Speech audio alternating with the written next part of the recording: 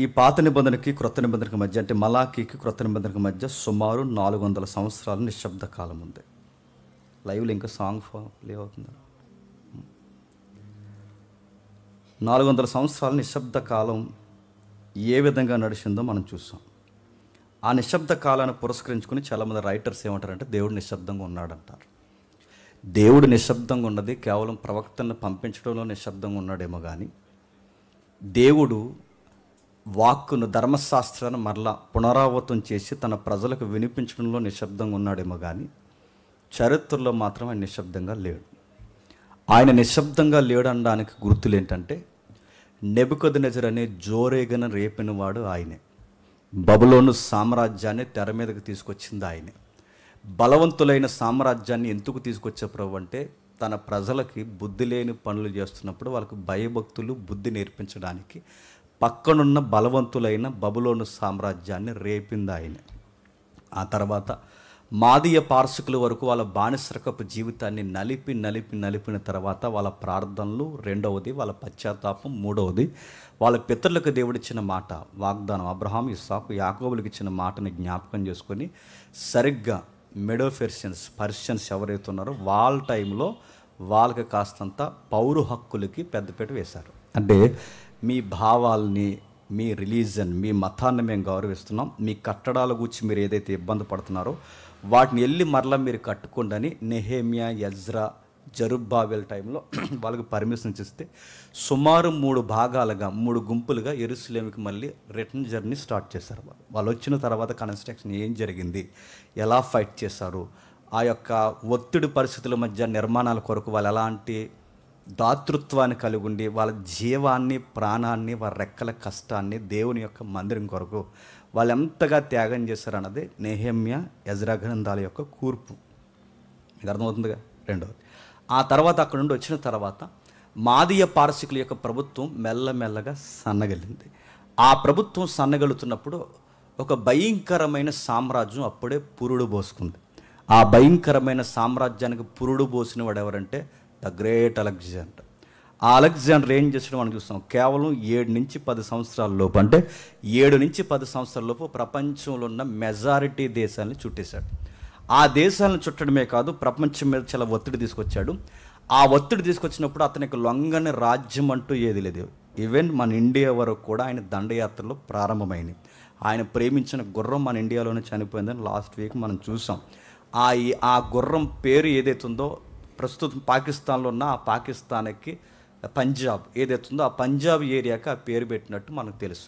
ఇక్కడ వరకు మనం ధ్యానించాం. రెండవది, గ్రీకుల పరిపాలనలో ఆ తర్వాత తిరుగు సామ్రాజ్యం ప్రారంభిస్తున్నప్పుడు ఇక్కడ ఎవరైతే ఉన్నారో పోరస్ అనే రాజు, అంటే పురుషోత్తముడు ఎవరైతే ఉన్నారో ఆయన కాస్త గట్టి పోటీ ఇచ్చిన తర్వాత తనకు ఒక సౌలభ్యం ఇచ్చాడు. ఆ సౌలభ్యం ఏంటంటే, నేనేమి చేయను కానీ నా కింద రాజుగా బతికైన సౌలభ్యం ఇస్తే ఆయన కింద ఆయన తరపున ఇక్కడ రిప్రజెంట్గా రాజుగా పనిచేశాడు. ఆ తర్వాత తిరిగి వచ్చాడు. ఆ తిరిగి వచ్చినప్పుడు ఆయన కన్ను అటు సిరియా వైపు, ఇటువైపు పాలస్తీనా, ఇజ్రాయెల్ వైపు పడినప్పుడు సరిగ్గా జెరూసలేముని ఆక్యుపై చేయాలనుకున్న టైంలో జెరూసలేములో ఉన్న మాంక్స్ ఎవరైతే ఉన్నారో, యాజకులు, వాళ్ళు ఎవరైతే ఉన్నారో వాళ్ళకి అర్థమైపోయింది, ఈ మనిషిని మనం ఎదిరించడం కష్టం, ఈ మనిషికి మనం ఎదురు నిలబడడం జీవితంతో, ప్రాణాలతో సెలగాట వాడడం, ఇతనితో మనం ఫైట్ దిగే కన్నా ఇంతో సందిగిపోవడం మంచిదని చెప్పి నిలువు టంగీలు వేసుకుని, టోపీలు పెట్టుకుని, శుభ్రమైన బట్టలు వేసుకుని ఆయనకి ఎదురుగా వెళ్ళి వందనవచనం చెప్పి గుడ్ మార్నింగ్ చెప్పారు.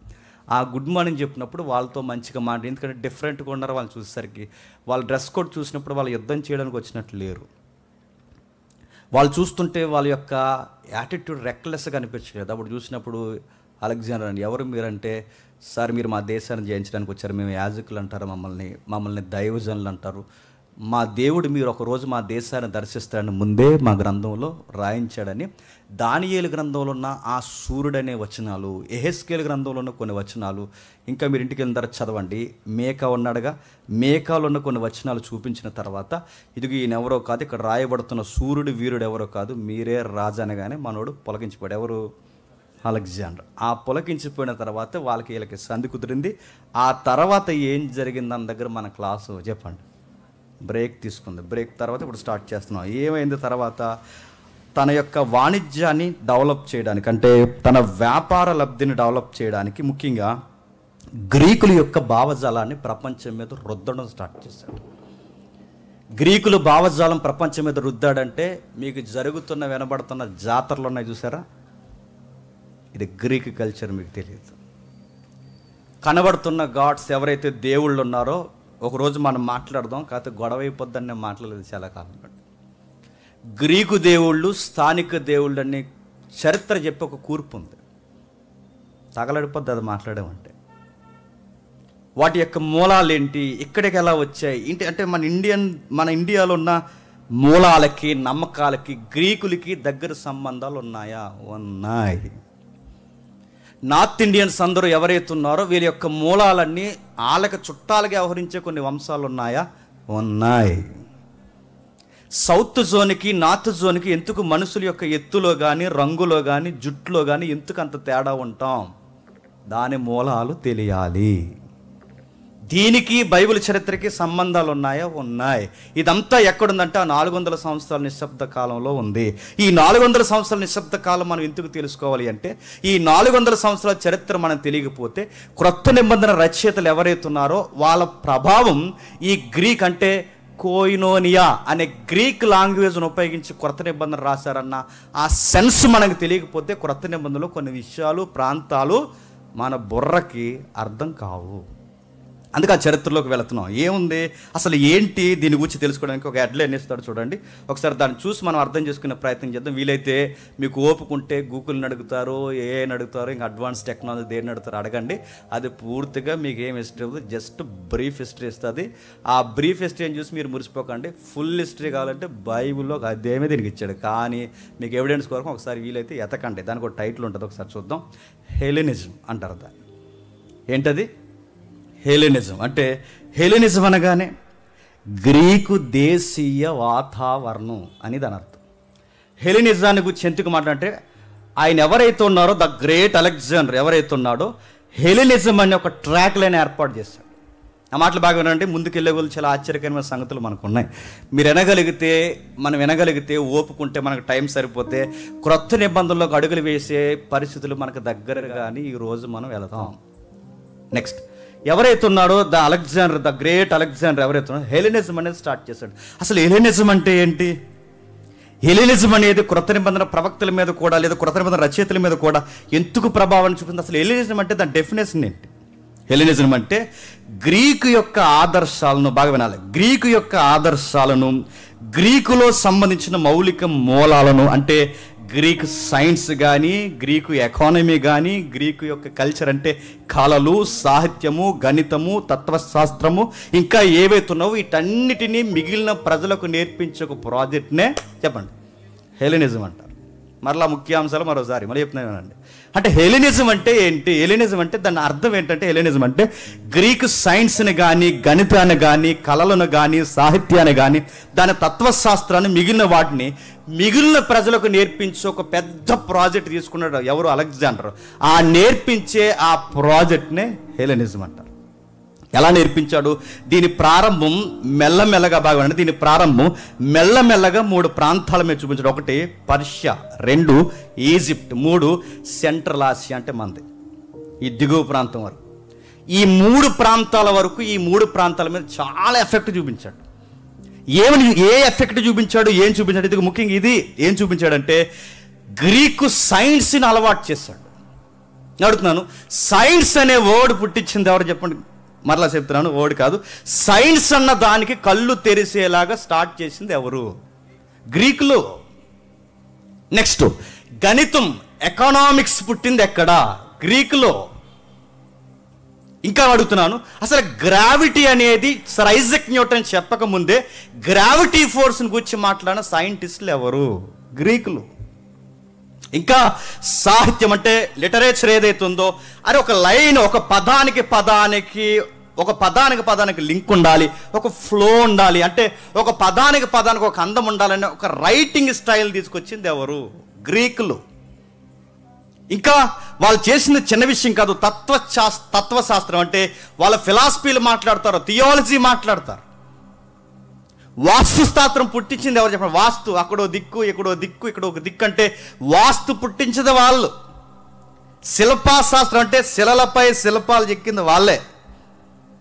అంటే ఈ ప్రపంచానికి కొన్ని తెలియకుండానే ఇప్పటికీ ప్రాక్టీసులు ఉండి అలవాటు పడిపోయిన అలవాట్లు ఎక్కడి నుంచి వచ్చినాయి కాదు, ఎవరు తెచ్చారు ఈ ప్రపంచం నెత్తి మీద కంటే ద గ్రేట్ అలెగ్జాండర్ హెలినిజం అనే ఆ ట్రాక్ మీద ప్రపంచానికి అలవాటు చేయడం స్టార్ట్ చేశాడు. ఇంకేం చేశాడు దీన్ని డెవలప్ చేయడానికి ముఖ్యంగా 3 కారణాలు తీసుకోండి. ఒకటి, వ్యాపారం పెద్ద పెట్టేశాడు. అంటే వ్యాపారం ద్వారా పబ్లిక్తో మిళితం అవుతారనమాట. ఇప్పుడు ఎక్కడ ఉన్న వ్యాపారస్తులు అందరూ రోజులు ఇక్కడ ఉండిపోతారు, మన భాష మాట్లాడేస్తున్నారు లేదా? నార్త్ ఇండియన్స్ ఉన్నారు కొంతమంది, రాజస్థాన్ అక్కడి నుంచి అక్కడికి వచ్చి మనకి సలాట్లు అమ్ముతారు, ఏంటవి పానీపూరి, లాపూర్లు, అండా బజ్జీ ఇంకా ఉన్నాయి కదా, ఇవన్నీ అమ్ముతారు. ఆడు తెలుగు ఎంత బాగా మాట్లాడాడని అడుగుతాను. ఇన్ని సంవత్సరాలు ఇక్కడ ఉండి అడుగుతాను, ఇక్కడికి వచ్చి ఆ ఏరియా నుంచి వచ్చి ఇక్కడ పిల్లల్ని చేసుకున్న వాళ్ళు లేరు, ఇక్కడున్న మన కుటుంబీకులు వాళ్ళని పెళ్ళాడిన వాళ్ళు లేరు అడుగుతాను. చాలా వ్యాపారాలు ఉన్నాయి, కొన్ని వ్యాపారాల పేర్లు ఎత్తాను నేను, మీరు చూడండి. మెజారిటీ వ్యాపారం అంతా ఎక్కడి నుంచి వచ్చింది? North Indians. నడుతున్నాను, ఎక్కడెక్కడున్న వాళ్ళందరూ ఇక్కడ వచ్చారు. ఈ నార్త్ ఇండియన్స్ ఎక్కడి నుంచి వచ్చారు? గ్రీకు మూలాల నుంచి వచ్చారు. ఇంకా మాట్లాడుకుంటా అంటే వ్యాపారానికి పెద్దపేట వేయాలన్న ఒక పెద్ద ఆలోచనలు ఎవరు కలవు? ఈ రాజుకు వచ్చినాయి. వ్యాపారం ఉంటే ప్రపంచాన్ని ఆలొచ్చు. 2, విద్యకు పెద్దపేట వేయాలి. 3, ప్రజలకి పెళ్ళిళ్ళు అవ్వాలంటే ఆ జాతి ప్రజలకి ఈ జాతి ప్రజలకి పెళ్ళిళ్ళు అవ్వాలని గ్రీకు పౌరులు ఎవరైతున్నారో సామాన్యమైన జాతులకు చెందిన వాళ్ళందరినీ పెళ్ళాడడం స్టార్ట్ చేశారు. ఇవన్నీ మాకెందుకండి అంటే మీకు ఒక పాయింట్ చెప్తాను, గుర్తుపెట్టుకోండి. ఉదాహరణకి తిమోతి నాన్నగారు ఎవరు? చెప్పాలి అధ్యక్ష, చెప్పండి. తిమోతి వాళ్ళ నాన్నగారు ఎవరు? గ్రీకు పౌరుడు. వాళ్ళ అమ్మగారు ఎవరు?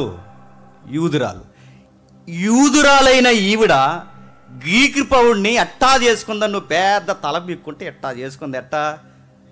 అలెగ్జాండర్ టైంలో హెలినిజం అనే ఒక ప్రాజెక్ట్ స్టార్ట్ అయితే ఆ ప్రాజెక్ట్లో దిగువ స్థాయి అమ్మాయిలు ఎవరైతే ఉన్నారో ఈ అమ్మాయిల్ని గ్రీకు పౌరులు పెళ్లి చేసుకోవడం అనేది ఆ రోజుల్లో పెద్ద విషయం. ఎందుకు అలాంటి పెళ్ళిళ్ళు చేసుకోవడానికి ఈ అలెగ్జాండర్ ఎంకరేజ్మెంట్ ఇచ్చాడు? ఎందుకు ఎంకరేజ్ చేశాడంటే తన భావజాలం అంటే వాళ్ళ గ్రీకుల సంస్కృతి ప్రపంచవ్యాప్తంగా వ్యాప్తి చెందాలని ఈ పెళ్ళిళ్ళకి రిబ్బన్ కటింగ్ చేశాడు అనమాట. 1, వ్యాపారం చేశాడు. 2, విద్యకు పెద్దపీట వేశాడు. 3, ఇతర జాతి ప్రజలకు పెళ్ళిళ్ళు చేయడం స్టార్ట్ చేశాడు.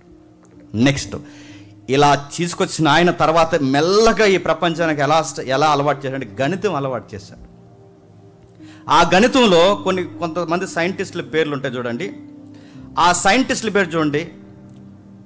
యూక్లిడ్ అనే ఒక ఆయన ఉంటాడు, ఆయన ఫాదర్ ఆఫ్ జెమెట్రీ అంటారు.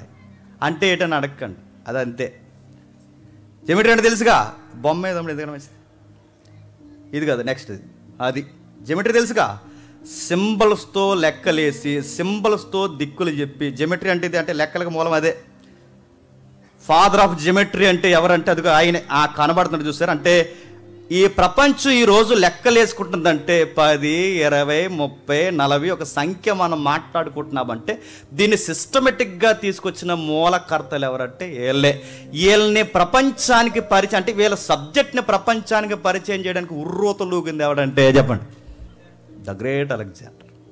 2వది అంటే లెక్కలకి మూలాలు వీళ్ళే. 3వది ఎవరైతే ఉన్నారంటే న్యూటన్ చెప్పకముందే గ్రావిటీ ఫోర్స్ ఉన్నదని చెప్పింది ఆర్క్. ఎవరైతే ఉన్నారో ఆర్కిమెడిస్, ఎవరైతే నెక్స్ట్ ఈయనే. అంటే భూమికి ఆకర్షణ ఉంది, ఒక వస్తువు ఎందుకు ఎగిరిపోవట్లేదు, ఒక వస్తువు ఎందుకు అంటుపెట్టుకుని ఉంటుంది. ఒక వాహనంలో ప్రయాణిస్తున్న ఇప్పుడు ఉన్నామండి మనం, ఇలా ఈ వస్తువు పైకి వేసినప్పుడు ఇలా వెళ్ళిపోయిన తర్వాత ఈ వస్తువు ఇక్కడే పడాలి, ఇది ఇక్కడే పడుద్ది. కానీ మన వాహనం ఉన్నప్పుడు, వాహనంలో వెళ్తున్నప్పుడు ఈ వస్తువు ఇలా పైకి వేసినప్పుడు ఇది ఎక్కడ ఉండాలి, వాహనం ముందుకు వెళ్ళిపోవాలి, కానీ వెళ్తుందా? ఎప్పుడైనా ఆలోచించారా? అలాంటివి ఆలోచించరు. ఆ టీవీ చూడడం సరిపోతుంది, అందులో కూర్చుని ఒక వస్తువుని అడుగుతున్నాం, ఇలా మనం మళ్ళీ అడుగుతున్నాం, కిటికీలోంచి ఒక వస్తువుని బయటకెట్టి ఇలా బయటకు వేసిన తర్వాత వస్తువు కింద పడిపోద్ది. కానీ అదే వస్తువుని సమాంతరమైన ప్లేస్ తీసుకుని దాన్ని ఇలా పైకి వేసినప్పుడు అది అక్కడ పడిన తర్వాత మనం ముందుకు వెళ్ళాలి, కానీ అది ఎక్కడ ఉందో సరిగ్గా అక్కడే పడుతుంది. ఎందుకు? ఆ వస్తువుకి, ప్రయాణిస్తున్న వ్యక్తికి, వీటన్నిటికీ గ్రావిటీ ఫోర్స్ అని ఒక సిస్టమ్ ఉంటుందని ఇలాంటి పెద్ద పెద్ద విషయాలు మనం కళ్ళు తెరకముందే మీ నానమ్మ మా నానమ్మ పుట్టకముందే ఇలాంటి పెద్ద విషయాలు మాట్లాడింది ఎవరంటే ఆ గ్రీకు సైంటిస్టులు మాట్లాడారు. 16వ శతాబ్దంలో సైన్స్ అంటే ఏంటో అర్థం అవడం స్టార్ట్ అయింది మనకి. కానీ 16వ శతాబ్దం ఎక్కడ? క్రీస్తు పూర్వం 500 లేదా క్రీస్తు పూర్వం 600, 500, 200, 300 అంటే క్రీస్తు పూర్వం ఆ రోజులు ఎక్కడ, ఇప్పుడు ఎక్కడ? ఆ రోజుల్లో ఎంత పెద్ద సైన్స్ మాట్లాడారంటే వీళ్ళు ఎంత పెద్ద మేధావులండి వీళ్ళు. ఇంకేం మాట్లాడారు? అరిస్టాటిల్. కొంచెం వినండి ఈయనకి వచ్చి. అరిస్టాటిల్ ఎవరైతే ఉన్నారో భూమి కేంద్ర స్థానమని మొట్టమొదటిసారిగా చెప్పింది ఎవరు? ఈయనే. భూమి కేంద్ర స్థానం అని మొట్టమొదటిసారిగా ఎందుకు చెప్పాడంటే వాళ్ళకి అర్థమవుతుందంటే భూమి గుండ్రంగా ఉందని గెలీలియో చెప్పకముందే. భూమి గుండ్రంగా ఉందని చెప్పింది ఎవరు? గెలీలియో. మనకు తెలిసిన ఇప్పుడు మన గెలీలియో భూమి గుండ్రంగా ఉందని చెప్పకముందే చాలా వరకు భూమి గుండ్రంగా ఉందని చెప్పిన గొప్ప సైంటిస్ట్ ఎవరంటే ఈయనే. ఇవన్నీ మాకు ఎందుకు చెప్తున్నారు? మేము స్కూల్లోనే తెలంగాణ అన్నట్టు ఎర్రగా చూస్తున్నారు కొంతమంది. వినాలి రయ్యా, నీ క్రొత్త నిబంధన నీకేటో అర్థం కావాలంటే ఇవన్నీ నీకు వినాలి. ఎందుకంటే కొంతమంది నాన్న ఏమనుకోకండి, కరోనా బ్యాచ్ ఉన్నారు నాకు తెలుసు. కరోనాలో బాసిపోయారు దేవుడు దేవాలు చాలామంది. వినండి, అక్కడ ఎలాగ వినేయడం కనీసం ఇక్కడ వింటే అసలు న్యూ టెస్టిమెంట్కి సైన్స్కి సంబంధం ఏంటో మనకు అర్థం. క్రొత్త నిబంధనకి ఈ విషయాలకి సంబంధాలు ఉంటాయంటే ఉంటాయి. నువ్వు ఎప్పుడు మత్తయ్య కోసం జక్కయ్య కోసమే విన్నావు, గట్టిగా మాట్లాడితే మీరమ్మ కోసం విన్నావు. నీకు కలిగింది ఏమంటే 10 రూపాయలు ఇచ్చి వెళ్ళిపోయావు. నువ్వు చదవకపోయినా పాస్ చేయమని పాస్టర్ గారితో ప్రార్థన చేసేసుకున్నావు. నేను చేసిన భక్తి అది నేను అడుగుతున్నాను. అది కదా అయ్యా భక్తి అంటే. భక్తి అంటే చూడు, ఇదిగో అనేకమైన మనకు మింగుడు పడిన విషయాలు ఉన్నాయి. అరిస్టాటిల్ ఎవరు? ఈ అరిస్టాటిల్ అంటే ద గ్రేట్ అలెగ్జాండర్ అని మాట్లాడుకుంటున్నామే, ఆయన గురువు. ఎవరు? అలెగ్జాండర్ కొరకు, అరిస్టాటిల్ కొరకు బైబిల్లో వీళ్ళ ప్రస్తావన ఉందంటే ఉందే. వీళ్ళ ప్రస్తావన బైబిల్లో అడుగడుగున రచనలో కూర్పు జరిగిందంటే జరిగింది. అందుకే అరిస్టాటిల్ భూమి కేంద్ర స్థానం అని ఏదో ఒక కేంద్ర స్థానం చెప్పాడు. సూర్యకేంద్ర సిద్ధాంతం కొపర్నికస్ చెప్పకముందే భూమి కేంద్రం అంటే ఒక కేంద్రం ఉంది, దాని చుట్టూ ఈ గ్రహాలన్నీ కలిసి తిరుగుతున్నాయన్న సంగతి ముందుగా ప్రస్తావించింది ఈయనే. తర్వాత కొపర్నికస్ తప్పు అని చెప్పాడు. కానీ గెలీలియో చెప్పకముందే భూమి గుండ్రంగా ఉందని చెప్పాడు. ఇలాంటి విషయాలు ఎత్తకముందే అనేక విషయాలు ఎత్తి మాట్లాడు. అందుకే ఈయనకి శిష్యుడు అంటే నెంబర్ 1 స్టూడెంట్గా పనిచేసిన స్టూడెంట్స్ ఒక స్టూడెంట్ ఎవరంటే ద గ్రేట్ అలెగ్జాండర్. అంటే అలెగ్జాండర్ ఫిలాసఫీ చదివేవాడు. అలెగ్జాండర్కి గణితం బాగా తెలుసు అంటే తెలుసు. అలెగ్జాండర్కి సైన్స్ మీద పట్టు ఉందంటే ఉందే. అందుకే మీరు అలెగ్జాండర్ నిద్రపోయినప్పుడు ఏం చేసేవాడిని గూగుల్ తల్లిని అడగని చెప్తుంది. ఏం చేసేవాడు తెలుసా? తల దగ్గర 2 పెట్టుకున్నాడు. ఒకటి కత్తి, 2 తత్వజ్ఞానపు పుస్తకం పెట్టుకున్నాడు. ఈ 2 పెట్టుకుని నిద్రపోయేవాడు. అంటే నిద్రపోయే ముందు పుస్తకం చదివేవాడట. మెలుకు కలుగున్నప్పుడు జాగ్రత్త కలిగి ఉండడానికి తల దగ్గర కత్తెట్టు. అంటే ఈయనకి తత్వజ్ఞానాన్ని గుర్చిన కాస్త పట్టు ఉంది. అందుకే ఆ పట్టు ఆయనకు ఉంది కనుక ప్రపంచంలో సైన్స్ అభివృద్ధి పొందాలి, ప్రపంచంలో పౌర హక్కులకు పెద్దపీట వేయాలి, ప్రపంచంలో ఎవరైతే వ్యక్తిగత జీవితానికి వికాసానికి మనం సౌలభ్యం కల్పించాలని ఇలాంటి భావజాలం ఈ వ్యక్తికి వచ్చిందంటే కారణం ఏంటి చెప్పండి? ఈయన ఫిలాసఫీ చదివాడు కనుక. ఎవరు? అలెగ్జాండర్. అంటే ఎవడ పడితే వాడికి వస్తాయి ఈ థాట్స్ ఇవి. వ్యక్తిని వ్యక్తిగా గౌరవించాలి, వ్యక్తికి పౌర హక్కులు ఇవ్వాలి, వ్యక్తికి లిబర్టీ అంటే ఏంటో తెలియాలి, వ్యక్తికి గణితం తెలియాలి, సైన్స్ తెలియాలి, కొన్ని మూఢనమ్మకాలకు దూరంగా ఉండాలి. ఇలాంటివన్నీ ప్రజలు నేర్చుకోవాలి. మా యొక్క సంస్కృతి అంటే మా జ్ఞానము ప్రపంచానికి జ్ఞానం నేర్పించాలని ఇలాంటి గొప్ప భావజాలం వచ్చిందంటే, ఇలాంటి పెద్ద ఆలోచనలు ఇతనికి వచ్చినాయంటే నేను బహుశా బాగా చదువుకున్నాడు. ఎక్కడ చదువుకున్నాడంటే ఇలా గురువుగారు ఎవరు చెప్పండి? అరిస్టాటిల్ అని కనుక ఇంకో కితాబ్ ఉందిగా సైన్స్లో, శాస్త్రాల పితామహుడు. ఎవరు? అరిస్టాటిల్ అంటారు. అంటే ఆయన ఎవరని అడగండి, ఆయనే. అంటే శాస్త్రాల పితామహుడు. అయితే నెక్స్ట్ ఈ అలెగ్జాండర్ ఇంకా ఏం చేశాడంటే మనకు తెలుసు, కొంచెం ఇన్ఫర్మేషన్ మనకు కావాలి. పట్టణాలు కట్టడంలో పెద్ద పెట్టేశాడు. సుమారు 70 పట్టణాలు కట్టాడు. ఎన్ని పట్టణాలు? 70. అంటే 70 పట్టణాలు కడితే మాకేంటి, కట్టకపోతే మాకేంటి అనకండి. మనకు కావాల్సిన ఒక సిటీ ఉంది. అందులో ఆ సిటీ నుంచి ఒక హీరో వచ్చాడు మన దగ్గరికి. ఆ హీరో పౌలు గారికే పోటీ ఇచ్చాడు. చెప్పగలిగిన వారు చెప్తారు. నేను రీసెంట్గా లెసన్ చెప్పాను. అది చెప్పండి. ఎవరు చెప్పారు ఇప్పుడు? అపోల్లో. అది ఎవరు? అపోల్లో. అపోల్లో గారి యొక్క సొంత ఊరు ఏ ఊరు? అలెగ్జాండ్రియా. అంటే ఆయన కట్టిన 70 పట్టణాల్లో పేరెన్నిక కలిగిన పట్టణం ఏదంటే అలెగ్జాండ్రియా. అలెగ్జాండ్రియా అనే ఊరు ఎవరు కట్టించారంటే ద గ్రేట్ అలెగ్జాండర్ కట్టించాడు. ఆ ఏరియాలో పుట్టిన పౌరుడు ఎవరంటే అపోల్లో గ్రీకు పౌరుడు, అంటే అటు గ్రీకు ఇటు యూదులకి మిళితమైన రెండు సంస్కృతుల మధ్య పుట్టిన పౌరుడు ఎవరు చెప్పండి? అపోల్లో. అంటే ఇలాంటివన్నీ తెలియాలంటే ఖచ్చితంగా ఈ నిశ్శబ్ద కాలంలో ఉన్న చరిత్ర మనకు తెలియాలా వద్దా? ఇవేమీ తెలియకుండా నువ్వు క్రొత్త నిబంధన చదవడం స్టార్ట్ చేస్తే కొన్ని అర్థమవుతాయి, చెప్పండి, కొన్ని అర్థం కావు. నీకు క్యారెక్టర్ స్టడీ విషయాలు అర్థం కావచ్చేమో కానీ చరిత్ర, భౌగోళిక సాక్ష్యాలు, దేవుడు మాట్లాడిన భవిష్యత్తు చర్యలు ఇవి అర్థం చేసుకోవడానికి కొంచెం కష్టంగానే ఉంటుంది. వాటిని అర్థం చేసుకోవాలంటే ఇదిగో ఖచ్చితంగా అలెగ్జాండ్రియా అనే టౌన్ అనేది ఎలా వచ్చిందో తెలియాలంటే తన హిస్టరీ తెలియాలి. పౌలు గారి యొక్క శిష్యుడు, ప్రధాన శిష్యుడు తిమోతి వాళ్ళ నాన్నగారు గ్రీకు పౌరుడు ఎందుకయ్యాడో తెలియాలంటే హిస్టరీ తెలియాలి. కొన్ని టౌన్స్కి ఎందుకు ఆ పేర్లు పెట్టారు, కొన్ని శిల్పాలకు ఎందుకు ఆ పేర్లు పెట్టారు తెలియాలంటే ఖచ్చితంగా ఇదిగో ఈ చరిత్ర తెలియాలి. అందుకే అలెగ్జాండ్రియా ఏరియా, ఆ టౌన్ కట్టించింది అలెగ్జాండర్, ఆ ఏరియా నుంచి వచ్చింది అపోల్లో. ఇంకా శిల్పాశాస్త్రానికి అంటే శిల్పకళలకి పెద్దపీట వేసాడంటే శిల్పాలు ఏందో మనం చూసాం ఇమేజ్లు, శిల్పాలు చెక్కి వాటికి రకరకాల రూపాలు ఇచ్చి ఈ సిస్టమ్ తీసుకొచ్చింది వాళ్ళనండి. ఇప్పటికీ స్టాటిల్ పెట్టుకుంటాం ఎక్కడ పడి అక్కడ గొడవలు వేసుకుని ఆ పార్టీ వస్తే ఆలెట్ వేస్తారు, ఈ పార్టీ వస్తే ఎలెట్ వేస్తారు. అసలు ఒక నాయకుడికి స్టార్ట్ ఉండాలని స్టార్ట్ చేసింది ఎవరు తెలుసా? గ్రీకులే. వీళ్ళు వచ్చినప్పుడు ఏ గ్రహాలు పెడతారు ఆలోచన, అన్ని గ్రహాలు మనమే చూస్తాం, మనకు అసలు సిగ్గులేదు. మనకి విగ్రహం కట్టి విగ్రహాలు పెట్టి ఆ విగ్రహాలకు పేర్లు పెట్టి ఇలాంటి విషయాలన్నీ నేర్పించింది ఎవరంటే ఇదిగో వీళ్ళే. ఈ సంస్కృతికి పెద్దపీట వేసింది వీళ్ళే. ఇలాంటి విషయాలను నేర్పించారు. ఈ శిల్పశాస్త్రం అభివృద్ధి పొందే కొలది సరిగ్గా ఆ టైంలోనే మన ఇండియాలో కొత్త విప్లవం స్టార్ట్ అయింది. ఆ టైంలోనే అది గ్రీకుకి చాలా దగ్గరకు ఉంటుంది. ఆ గ్రీకు భావజన అంటే వ్యక్తిలోనే జీవం ఉంది, వ్యక్తిలోనే దైవత్వం ఉంది, వ్యక్తిలోనే వికాసం ఉంది. ఎవరో వస్తారని ఏదో చేస్తారని ఎదురు చూడక నిన్ను నువ్వే నమ్ముకుని చెయ్యాల్సింది చేయని ఈ భావజాలం పుట్టించిన ఒక వ్యక్తి ఉన్నాడు అదే టైంలో. ఎవరు చెప్పండి? మన ఇండియాలో ఇట్టవలేదు అది. మన ఇండియాలో ఇట్టవ్వకుండా ఈ మోతుబర్లు కొంతమంది ఉన్నారు పెద్దోళ్ళు, వాళ్ళ పేర్లు చెప్పకూడదు, ఈ ఉన్నారుగా పైనోళ్ళు అగ్ర కులం, వీళ్ళు ఎవరైతున్నారో ఆ భావజాలం వస్తే అందరూ సమానం అయిపోతారని ఆ రిలీజన్ని తరిమేస్తే అది టిబెట్లోను చైనాలోను ఆ పైన థాయిలాండ్ ఇంకా కొన్ని ఏరియాస్ ఉన్నాయిగా, ఈ ఏరియాలో బాగా డెవలప్ అయింది. ఆ రిలీజన్కి మూలమైన ఒక వ్యక్తి ఉన్నాడు. ఆయన పేరు ఏం పేరు చెప్పండి? అది ఎవరు? గౌతమ్ బుద్ధుడు. బౌద్ధుడు ఎవడు కాదు, గౌతమ్ బుద్ధుడు. ఎవరు? బుద్ధుడు.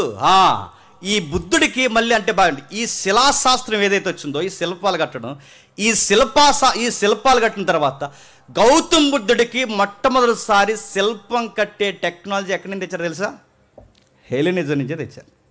అంటే హెలినిజంలో ఏముంది? సైన్స్ ఉంది. హెలినిజంలో ఏముంది? గణితం ఉంది. హెలినిజంలో ఏముంది? సాహిత్యం ఉంది. హెలినిజంలో ఏముంది? శిల్పశాస్త్రం ఉంది. హెలినిజంలో ఏముంది? ఇదిగో ప్రపంచానికి వాళ్ళ యొక్క లా ఏదైతే ఉందో నేర్పించే పద్ధతి ఉంది. ఇన్ని నేర్పించిన తర్వాత గౌతమ బుద్ధుడికి మొట్టమొదటిసారిగా విగ్రహాలు కట్టాలన్న ఈ సంస్కృతిని వీళ్ళు ఎక్కడ చూసి నేర్చుకున్నారంటే ఇదిగో ఎక్కడ చూసి నేర్చుకున్నారు? ఈ గ్రీకుల దగ్గర నుంచి గౌతమ బుద్ధుడికి మొట్టమొదటిసారి మన ఇండియాలో శిల్పాలు కట్టడం స్టార్ట్ చేశారు. ఇవన్నీ హెలినిజంలో ఉన్న ప్రాజెక్ట్స్. ఇవన్నీ ఇంకా ఏం చేశారు? హెలినిజం వలన అలెగ్జాండర్ ఏం సాధించాడంటే కొన్ని పాయింట్స్ నేను త్వరగా చెప్తాను వినండి. ఆయన ఏం సాధించాడు ఇదంతా డెవలప్ చేసిన తర్వాత అంటే చాలా సాధించాడు. ఏం సాధించాడు? ప్రపంచవ్యాప్తంగా గ్రీకు భావజాలాన్ని వ్యాప్తి చేశాడు. రెండవది గ్రీకు నాగరికతని, సంస్కృతిని మరియు జీవన విధానాన్ని వ్యాప్తి చేశాడు. ఇంకా భారతదేశంలో ఉన్న వాస్తు శాస్త్రము, నమ్మకాలు, ముఖ్యంగా ఇక్కడ ఉన్న దేవుళ్ళు ఉన్నారు కొన్ని పేర్లు సేమ్ కలరు సేమ్ ఉన్నాయి కదా, సగం దేవుడు సగం చెప్పకూడదు. దగ్గర ఎప్పుడన్నా లైవ్ ఆపేసినప్పుడు ఫుల్ మాట్లాడుకుంది ఎప్పుడన్నా రండి అని చెప్తాను. గ్రీకు దేవుళ్ళు, స్థానిక దేవుళ్ళు అన్ని మబ్బులు ఇడిపోతాయి. ఇవన్నీ బాగుంటే అలెగ్జాండర్ దగ్గర నుంచి మన ఇండియా వరకు వ్యాపించింది వాస్తు శాస్త్రం, శిలాశాస్త్రం, ఇంకా భారతదేశంలోకి వచ్చినవి. ఈ శాస్త్రాలతో పాటు అక్కడ ఉన్న దేవుళ్ళను కూడా మన వాళ్ళు డౌన్లోడ్ చేసుకున్నారు, అంటే అరువు తెచ్చుకున్నారు. అందుకే చూడండి, ఇక్కడ సూర్యుడు దేవుడు ఉంటాడు చెప్పండి, అక్కడ సూర్యుడు దేవుడు ఉంటాడు కదా, జస్ట్ పేరు మారుతుంది, సౌండ్ మారుతుంది అంతే. అక్కడ నల్లగున్న ఒక ఆయన ఉంటాడు, ఇక్కడ నల్లగున్న ఆయన ఉంటాడు. ఎవరైనా అడగండి, సౌండ్ మారుతుంది అంతే. అక్కడ మీకు చెప్పాడు ఈ క్రిస్మస్ టైంలో హిస్టరీ మనం మదర్ అండ్ సన్ వర్షిప్ ఉంటుంది అక్కడ. అంటే మదర్ వర్షిప్ అని ఒకటి స్టార్ట్ అవుద్ది.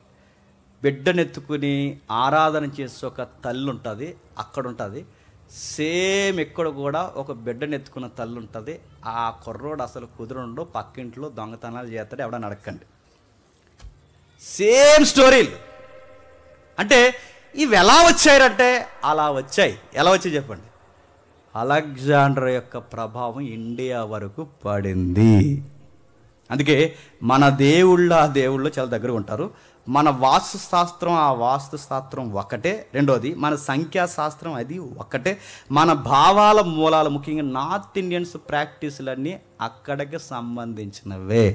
ఆ కట్టు బొట్టు ఈ నుదుటి మీద ఎవరు ఉంటాయి చూసారా, ఇవన్నీ వాటికి సంబంధించినది. చూసారా, అదే ఇవన్నీ అక్కడి నుంచి వచ్చినవి. అవి ఎక్కడి నుంచి వచ్చాయో మన క్రిస్మస్ టైంలో మన హిస్టరీ మాట్లాడుకున్నాం. మీకు ఓపుకుంటే ఇంటికి వెళ్ళిన తర్వాత వినండి. ఇంకా కిందకి ఇంకేం వచ్చింది? మూడో పాయింట్ చూస్తున్నాం మనం. ఈ హెలెనిజం వలన ఆయన స్టార్ట్ చేసిన దాంట్లో ఇంకా ఆయన సాధించింది ఏంటంటే ఆర్థిక వ్యవస్థను ఒక్కటిగా ఏర్పరిచారు. అంటే వన్ వరల్డ్ ఎకానమీని తీసుకొచ్చారు. అంటే ప్రపంచమంతా ఒక్కటే ద్రవ్యం మారాలి. అది ఇప్పుడు అదే స్టార్ట్ చేయాలనుకుంటున్నారుగా.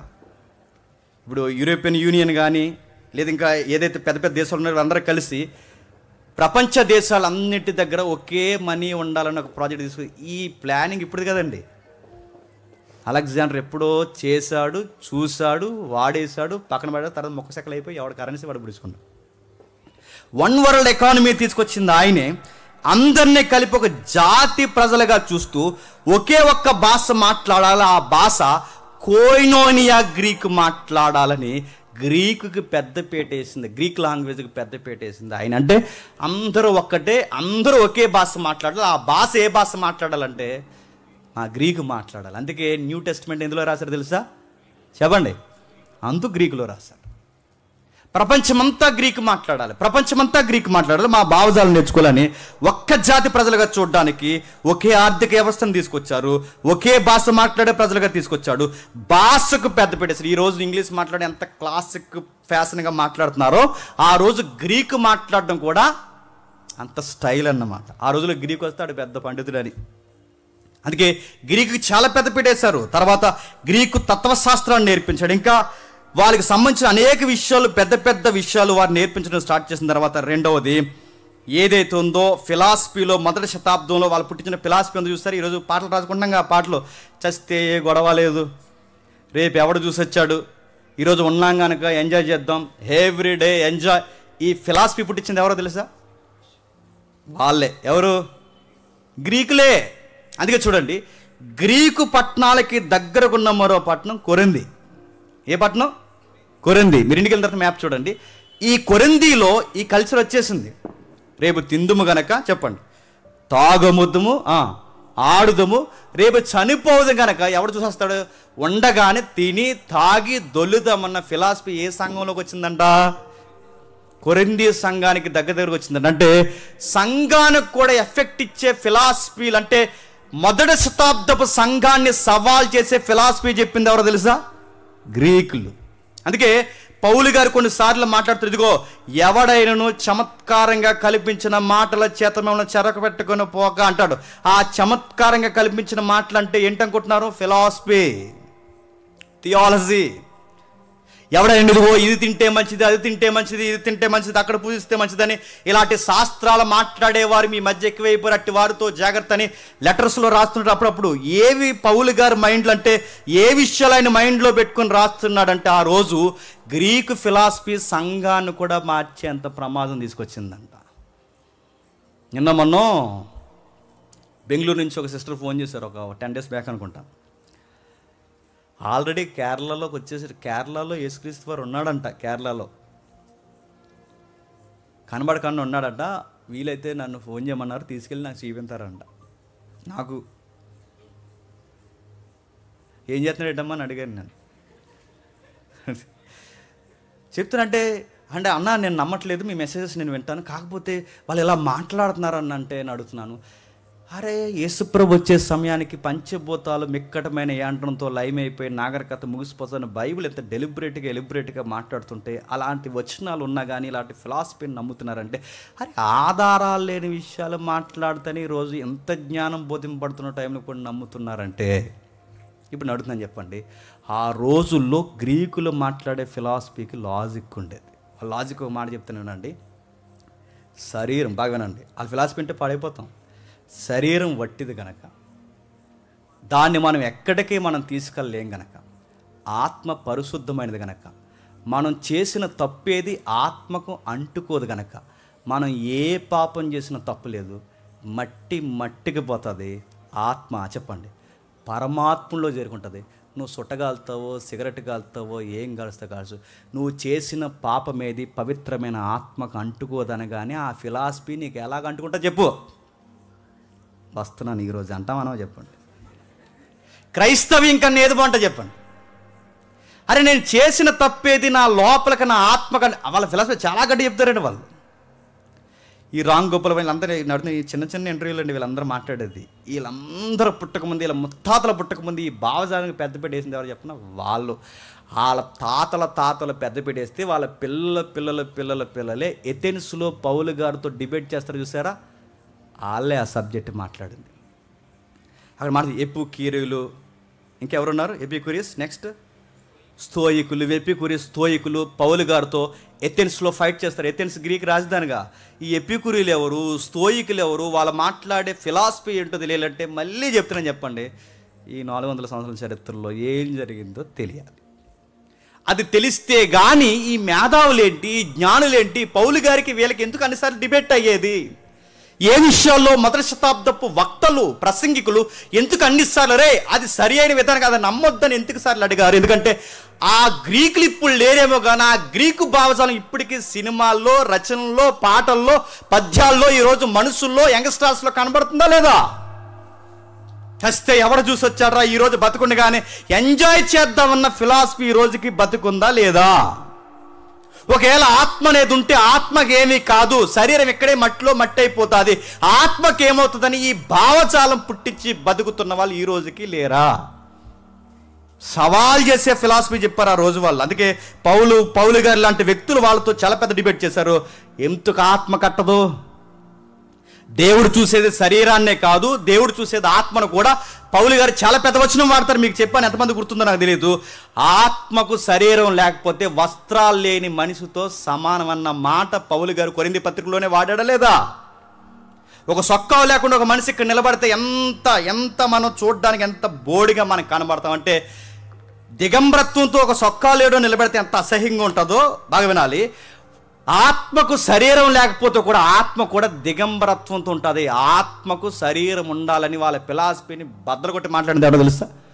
మొదటి శతాబ్దం పౌలు, మొదటి శతాబ్దం మార్కు, ఎవరైతే ఉన్నారో మార్కు, లూకా, మత్తయ్య, వీళ్ళందరూ ఖచ్చితంగా వాళ్ళ ఫిలాసఫీని ఎద్దేవా చేశారు.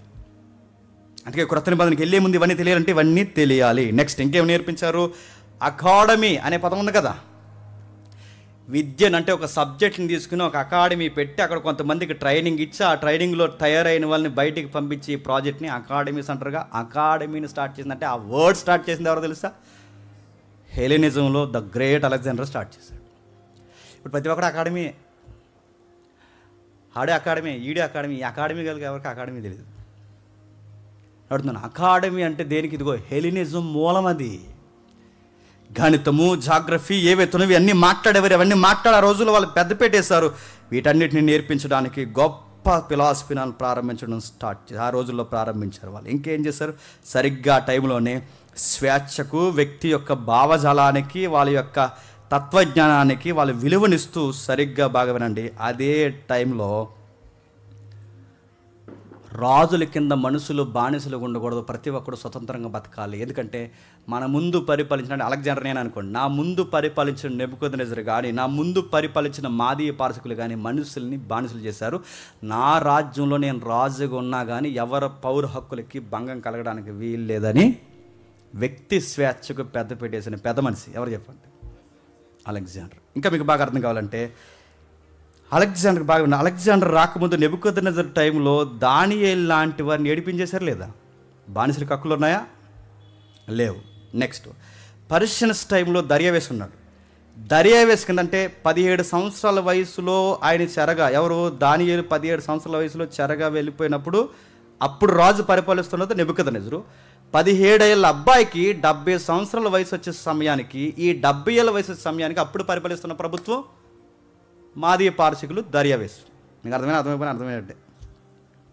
17 ఏళ్ళ వయసులో నెబుకద్నెజరు, 70 ఏళ్ళ వయసులో దర్యావేస్ అంటే ఈ ఉమ్మడి ప్రభుత్వం వచ్చే సమయానికి కొన్ని టీమ్స్ ఉండేవి. సన్హెడ్రిన్ లేదా ఇలాంటి గుంపులు, ఇంకా చెప్పాలంటే సెనైట్స్ అనేవారు. అంటే కొన్ని గుంపులు ఫామ్ అవుతాయి అన్నమాట. అందులో అహస్వరస్సు కింద కానీ దర్యావేస్ కింద కానీ కొన్ని గుంపులు ఉంటాయి. అంటే రాజు పేరుకి అలా ఉంటాడు, మొత్తం సిస్టమ్ నడిపించేది ఎవరంటే ఈ గుంపు నడిపిస్తారు అనమాట. అలా నిర్ణయాలు తీసుకుంటారు. రాజు ఎలా మాట్లాడి చెప్తారు, ఇదిగో ఆ సొక్క వేసుకుని పెట్టి అలా, ఈ సొక్క వేసుకుని కూడా అలా చెప్పేస్తారు. ఎవరు? గుంపుగా చెప్తారు. అందుకే చూడండి, దానియేలుని సింహాల బోన్లో వేయడం దర్యావేస్కి ఏమైనా ఇష్టం ఉందా? కానీ ఎవరు వేయించారు చెప్పండి? ఈ సెనెట్ ఉంది చూసారా, ఆ గుంపే వేస్తారు. మళ్ళీ చెప్తున్నాను వినండి, అహస్వరస్సు ఎవరైతే ఉన్నారో అహస్వరస్సు వస్తీని వదిలేయడానికి బోర్డు సలహా ఇచ్చింది ఎవరు చెప్పండి? ఎవరు? ఈ సెనేటేగా. అంటే వీళ్ళ టైంలో రాజు ప్రభావం, అంటే నెబుకద్నెజరు పరిపాలన తర్వాత రాజు ప్రభావం తగ్గినా ఎవరు మోతుబర్లు అయిపోయారంటే ఈ టీం ఉంది చూసారా, ఈ మోతుబర్లు వీళ్ళు ఎక్కువైపోయి ప్రజల్ని ఏడిపించడం ప్రారంభించాడు. అంటే అటు రాజు ప్రభావం, ఇలాంటి సెనేట్ ఎవరైతే ఉన్నారో ఇలాంటి ప్రభావాలు పూర్తిగా ప్రజల మీద ఉండకూడదని రద్దు చేసి ప్రతి వ్యక్తికి స్వేచ్ఛ ఇవ్వాలి, కానీ మా బౌండరీస్ మీరు పాటించాలని వ్యక్తి గౌరవానికి వికాసానికి స్వేచ్ఛనిచ్చింది ఎవరంటే చెప్పండి? ద గ్రేట్ అలెగ్జాండర్ అంటారు. ఆయన ఇచ్చాడు. ఇప్పుడు నేను ముగిస్తున్నాను జాతక, ఈయన స్టోరీ ముగిస్తున్నాను. ఆయన ఇచ్చిన తర్వాత ఆయన చేసింది యూనివర్సిటీలు కట్టించాడు, అకాడమీలు కట్టించాడు, గణితం నేర్పించాడు, శాస్త్రాలకు పెద్ద పెట్టేశాడు. సరిగ్గా 33-32 సంవత్సరాలకి, అంటే సరిగ్గా మంచి వయసులో ఉండగా చచ్చిపోయాడు. ఎలా చనిపోయాడు చెప్పండి? ఎలా చనిపోయాడు చెప్పండి? అలెగ్జాండర్ ఎలా చనిపోయాడు? ₹1000 ప్రశ్న చెప్పండి. దోమ కొడితే ఏమైంది చెప్పాలి? దోమ కొడితే ఏమైందంట నడుతున్నాను. మలేరియా వచ్చిందని ఒకడు, డెంగ్యూ వచ్చిందని ఒకడు నడుతున్నాను. మలేరియా డెంగ్యూ వచ్చిందని ఆ రోజుల్లో టెస్టులు ఉన్నాయా? నీకు ఎలా తెలిసినారు మలేరియా వచ్చిందని?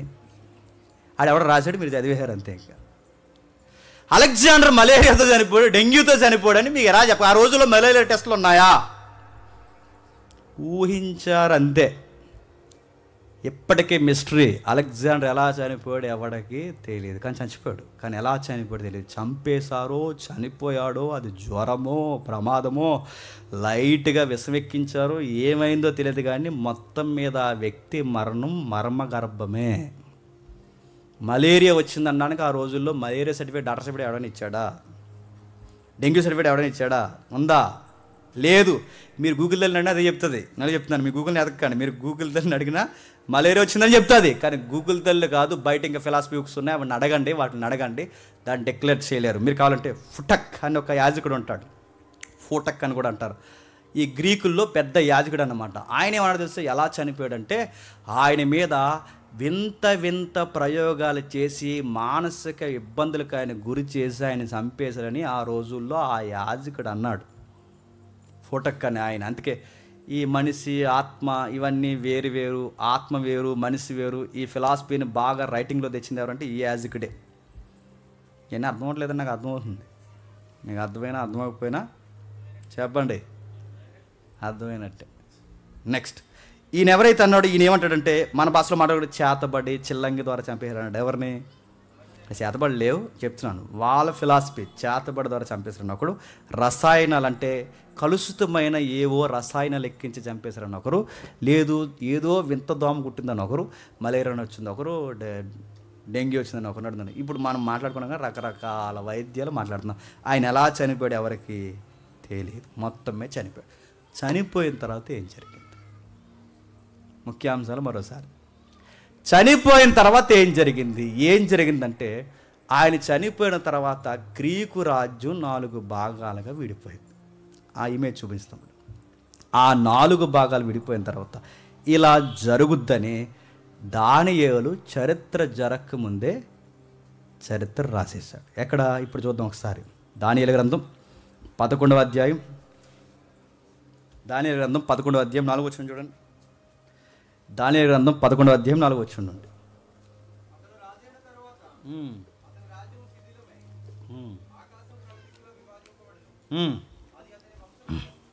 కొంచెం గట్టి చదువు. అతను రాజు అయిన తర్వాత అతని రాజ్యము శిథిలమై ఆకాశము నలుదిక్కులా విభాగింపబడును. అది అతని వంశపు వారిని అతని వంశపు వారికి కానీ అతని ప్రభుత్వము చేసిన ప్రకారం ప్రభుత్వము చేయువారికి కానీ అతని ప్రభుత్వము వేరుతో పెరిగివేయబడి. బాగా వినండి, ఈ 11వ అధ్యాయం దానియేలు గ్రంథం 11వ అధ్యాయం 4వ వచనం రాసే సమయానికి అప్పటి గ్రీకులు పరిపాలించారా? వింత ఏంటో చెప్పనా? గ్రీకులు ఎలా పుడతారు, ఎలా అంతమవుతారు, ఎన్ని భాగాలు విడిపోతారు, ఆ రాజ్యం ఎలా అంతమైపోద్దని చరిత్ర జరగకముందే చరిత్ర ఇలా జరుగుతుందని చెప్పిన ఒకే ఒక్క గ్రంథం దానియేలు గ్రంథం. గుర్తుపెట్టుకో, ఎంత బాగా అన్నట్టుగానే జరిగింది. అంటే దానియేలు ఎంత వాస్తవికమైన దర్శనాన్ని భవిష్యత్తును చూసాడు చూడండి. ఇలా జరుగుద్ది, ఆ సూర్యుడు లేదా ఆ వీరుడు ఎవరైతే ఆయన చనిపోయిన తర్వాత దేశంలో ఉన్న ఆ రాజ్యం 4 ముక్కలవుతుంది. ఆయన ముక్కలైన తర్వాత ఆయన కుటుంబీకులు కానీ ఆయన దగ్గరోళ్ళు కానీ ఎవ్వరు ఆయన ప్రభుత్వంలోకి అధికారులు కావాలి. మరి ఎవరు? ముక్కు ముఖం తెలియని సంబంధం లేని అలెగ్జాండర్కి బీరకాయ పీసు చుట్టం లేడు అందరూ ఆ ప్రభుత్వానికి పెద్దలు అయిపోయారంట. ఇంకా ఈ ప్రభుత్వం పుట్టకముందే, అలెగ్జాండర్ ఇంకా పునాదులు వేయకముందే, ఈ ప్రభుత్వం ఇంకా రాకముందే ఈ ప్రభుత్వం ఏం చేస్తుందో ముందే చెప్పిన ఒకే ఒక్క దర్శన గ్రంథం ఏం చెప్పండి? బైబిల్లో అంత గొప్ప విషయం చెప్పింది. ఇంకేం చెప్తుంది చూడండి, 4వ వచనం మళ్ళీ చదవండి ఒకసారి. అతడు రాజు అయిన తర్వాత అతని రాజ్యము శిథిలమై ఆకాశము 4 దిక్కుల విభాగం. 4 దిక్కులు అంటే 4 భాగాలుగా దేశం విడిపోద్ది. ఆయన హెలెనిజంలో ఆయన భావజాలం ఏంటి? అంతా ఒక్కటై ఉండాలని. ఇప్పుడు ఏలొచ్చిన తర్వాత ఏల భావజాలం ఏంటి? 4 ముక్కలు పెంచుకోవాలి. అంటే ఆయన భావజాలాన్ని పూర్తిగా మొక్కసెక్కల చేస్తారని దానియేలు ద్వారా దేవుడు ముందే చెప్పేశాడు. ఇంకా కింద చెప్తాడు చూడండి, అతని వంశపు వారికి కానీ అతను ప్రభుత్వం చేసిన ప్రకారము ప్రభుత్వము చేయువారికి కానీ విభాగింపబడలేదు. అతని ప్రభుత్వము పేరుతో పెరికివేయబడును. అతని వంశపు వారు దాన్ని పొందరు కానీ అన్యులు దానిని పొందేదురు. ఇప్పుడు ఒక్కొక్కసారి ఆ 4 చూపించండి ఒకసారి. నేను అడుగుతున్నాను, వీళ్ళు ఎవరండి? అలెగ్జాండర్ చనిపోయాడు, నాకు పేర్లు కనపట్లేదు, మీరు చూసుకోండి. ఆ ఎవరైతే అలెగ్జాండర్ చనిపోయిన తర్వాత కసాండర్, లిస్మాకస్, సెల్యూకస్, టోలమీ, వీళ్ళు ఎవరండి? వీళ్ళు అన్యులు. అంటే పూర్తిగా గ్రీకు వంశానికి పూర్తిగా, అంటే అలెగ్జాండర్ వంశానికి కానీ అలెగ్జాండర్ ప్రభుత్వానికి కానీ సంబంధం లేదు. మీకు ఆశ్చర్యం అనిపిస్తుందో లేదో నాకు తెలియదు, కానీ వీళ్ళు ఇంకా పుట్టక ముందే, వీళ్ళు ఏమీ చేయకముందే వీళ్ళు ఎలా చేస్తారని ముందే ఈ గ్రంథంలో చెప్పడం అనేది వింత. అది చరిత్ర. అరే ఇంకా పుట్టలేదు, అలెగ్జాండర్ పుట్టలేదు, ఆ 4 పుట్టలేదు, ఈ 4 భూభాగాలు విభాగింపబడలేదు.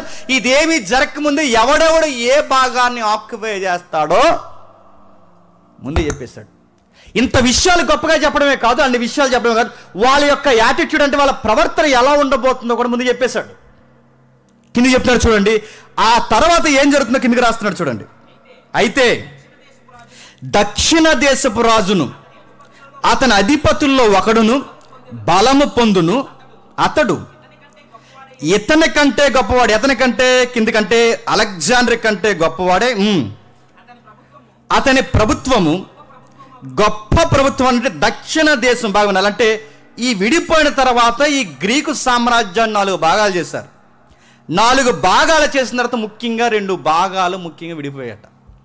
ఆ 2 భాగాలు ఏమంటే, ఒకటి దక్షిణ భూభాగము, చెప్పండి, 2 ఉత్తర భూభాగం. దక్షిణ భూభాగంలో ఎవడైతే ఉన్నాడో, మీరు కావాలంటే ఎత్తుక్కున్న తర్వాత హిస్టరీలో, దక్షిణ భూభాగంలో ఎవడైతే ఉన్నాడో వాడు బలం పొందుతాడట. ఉత్తర భూభాగంలో ఉన్నవాడు కూడా బలం పొందుతాడు. వీళ్ళకి ఒకటికి పొసగగా ప్రభుత్వాలు కొట్టుకుంటాయంట. ఇదంతా అధ్యాయంలో ఉంటుందండి. అసలు దానియేలు గ్రంథం 11వ అధ్యాయం నువ్వు అండర్లైన్ చేసి నీకు అర్థం కావాలి అంటే ఖచ్చితంగా గ్రీక్ హిస్టరీ తెలియాలి. లేదంటే నీకు దానియేలు గ్రంథం 11 లేదా 12 అధ్యాయం నీకు కనబడదు. ఒకటే, బుద్ధిమంతులైన వారు ఆకాశమందు. చెప్పండి జ్యోతి, నేను అడుగుతున్నాను, ఆ బుద్ధిమంతులు ఎవరు నీకు తెలుసా? వాళ్ళకు కూడా ఒక అర్థం ఉంది. ఆ బుద్ధిమంతులు అంటే చాలామంది ఏమన్నారంటే, జీవవాక్యం చేతపట్టుకున్న వాళ్ళే వాళ్ళు ఏం కాదురా అయ్యా, వాళ్ళ కోసం కదా రాస్తా. అక్కడ మక్కాబీలు ఉన్నారు చూసారా, మక్కాబీలు బాగా వినాలి. మక్కాబీలు ఎవరైతే ఉన్నారో వాళ్ళ గొప్ప ఫైటర్స్ వాళ్ళు. అంటే వాళ్ళు వచ్చి ఒక రోజు ఏం చేయబోతున్నారో వాళ్ళని మైండ్లో పెట్టుకుని రాసిన వచనమే చెప్పండి, బుద్ధిమంతులైన వారు ఆ ప్రభుత్వానికి లొంగరు.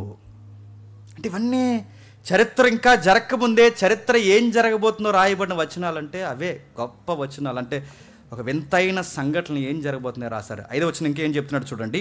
అయితే దక్షిణ దేశపు రాజు అతని అధిపతుల్లో ఒకడును బలం పొందెదరు. అతడు ఇప్పుడు మన క్వశ్చన్ రేజ్ చేసుకుందాం. దక్షిణ దేశపు రాజు అంటున్నాడు. ఎవడు దక్షిణ దేశ రాజు అంటే ఇప్పుడు నలుగురిలో ఎవరు? ఒకసారి ఆ స్క్రీన్ మీద వేద్దాం.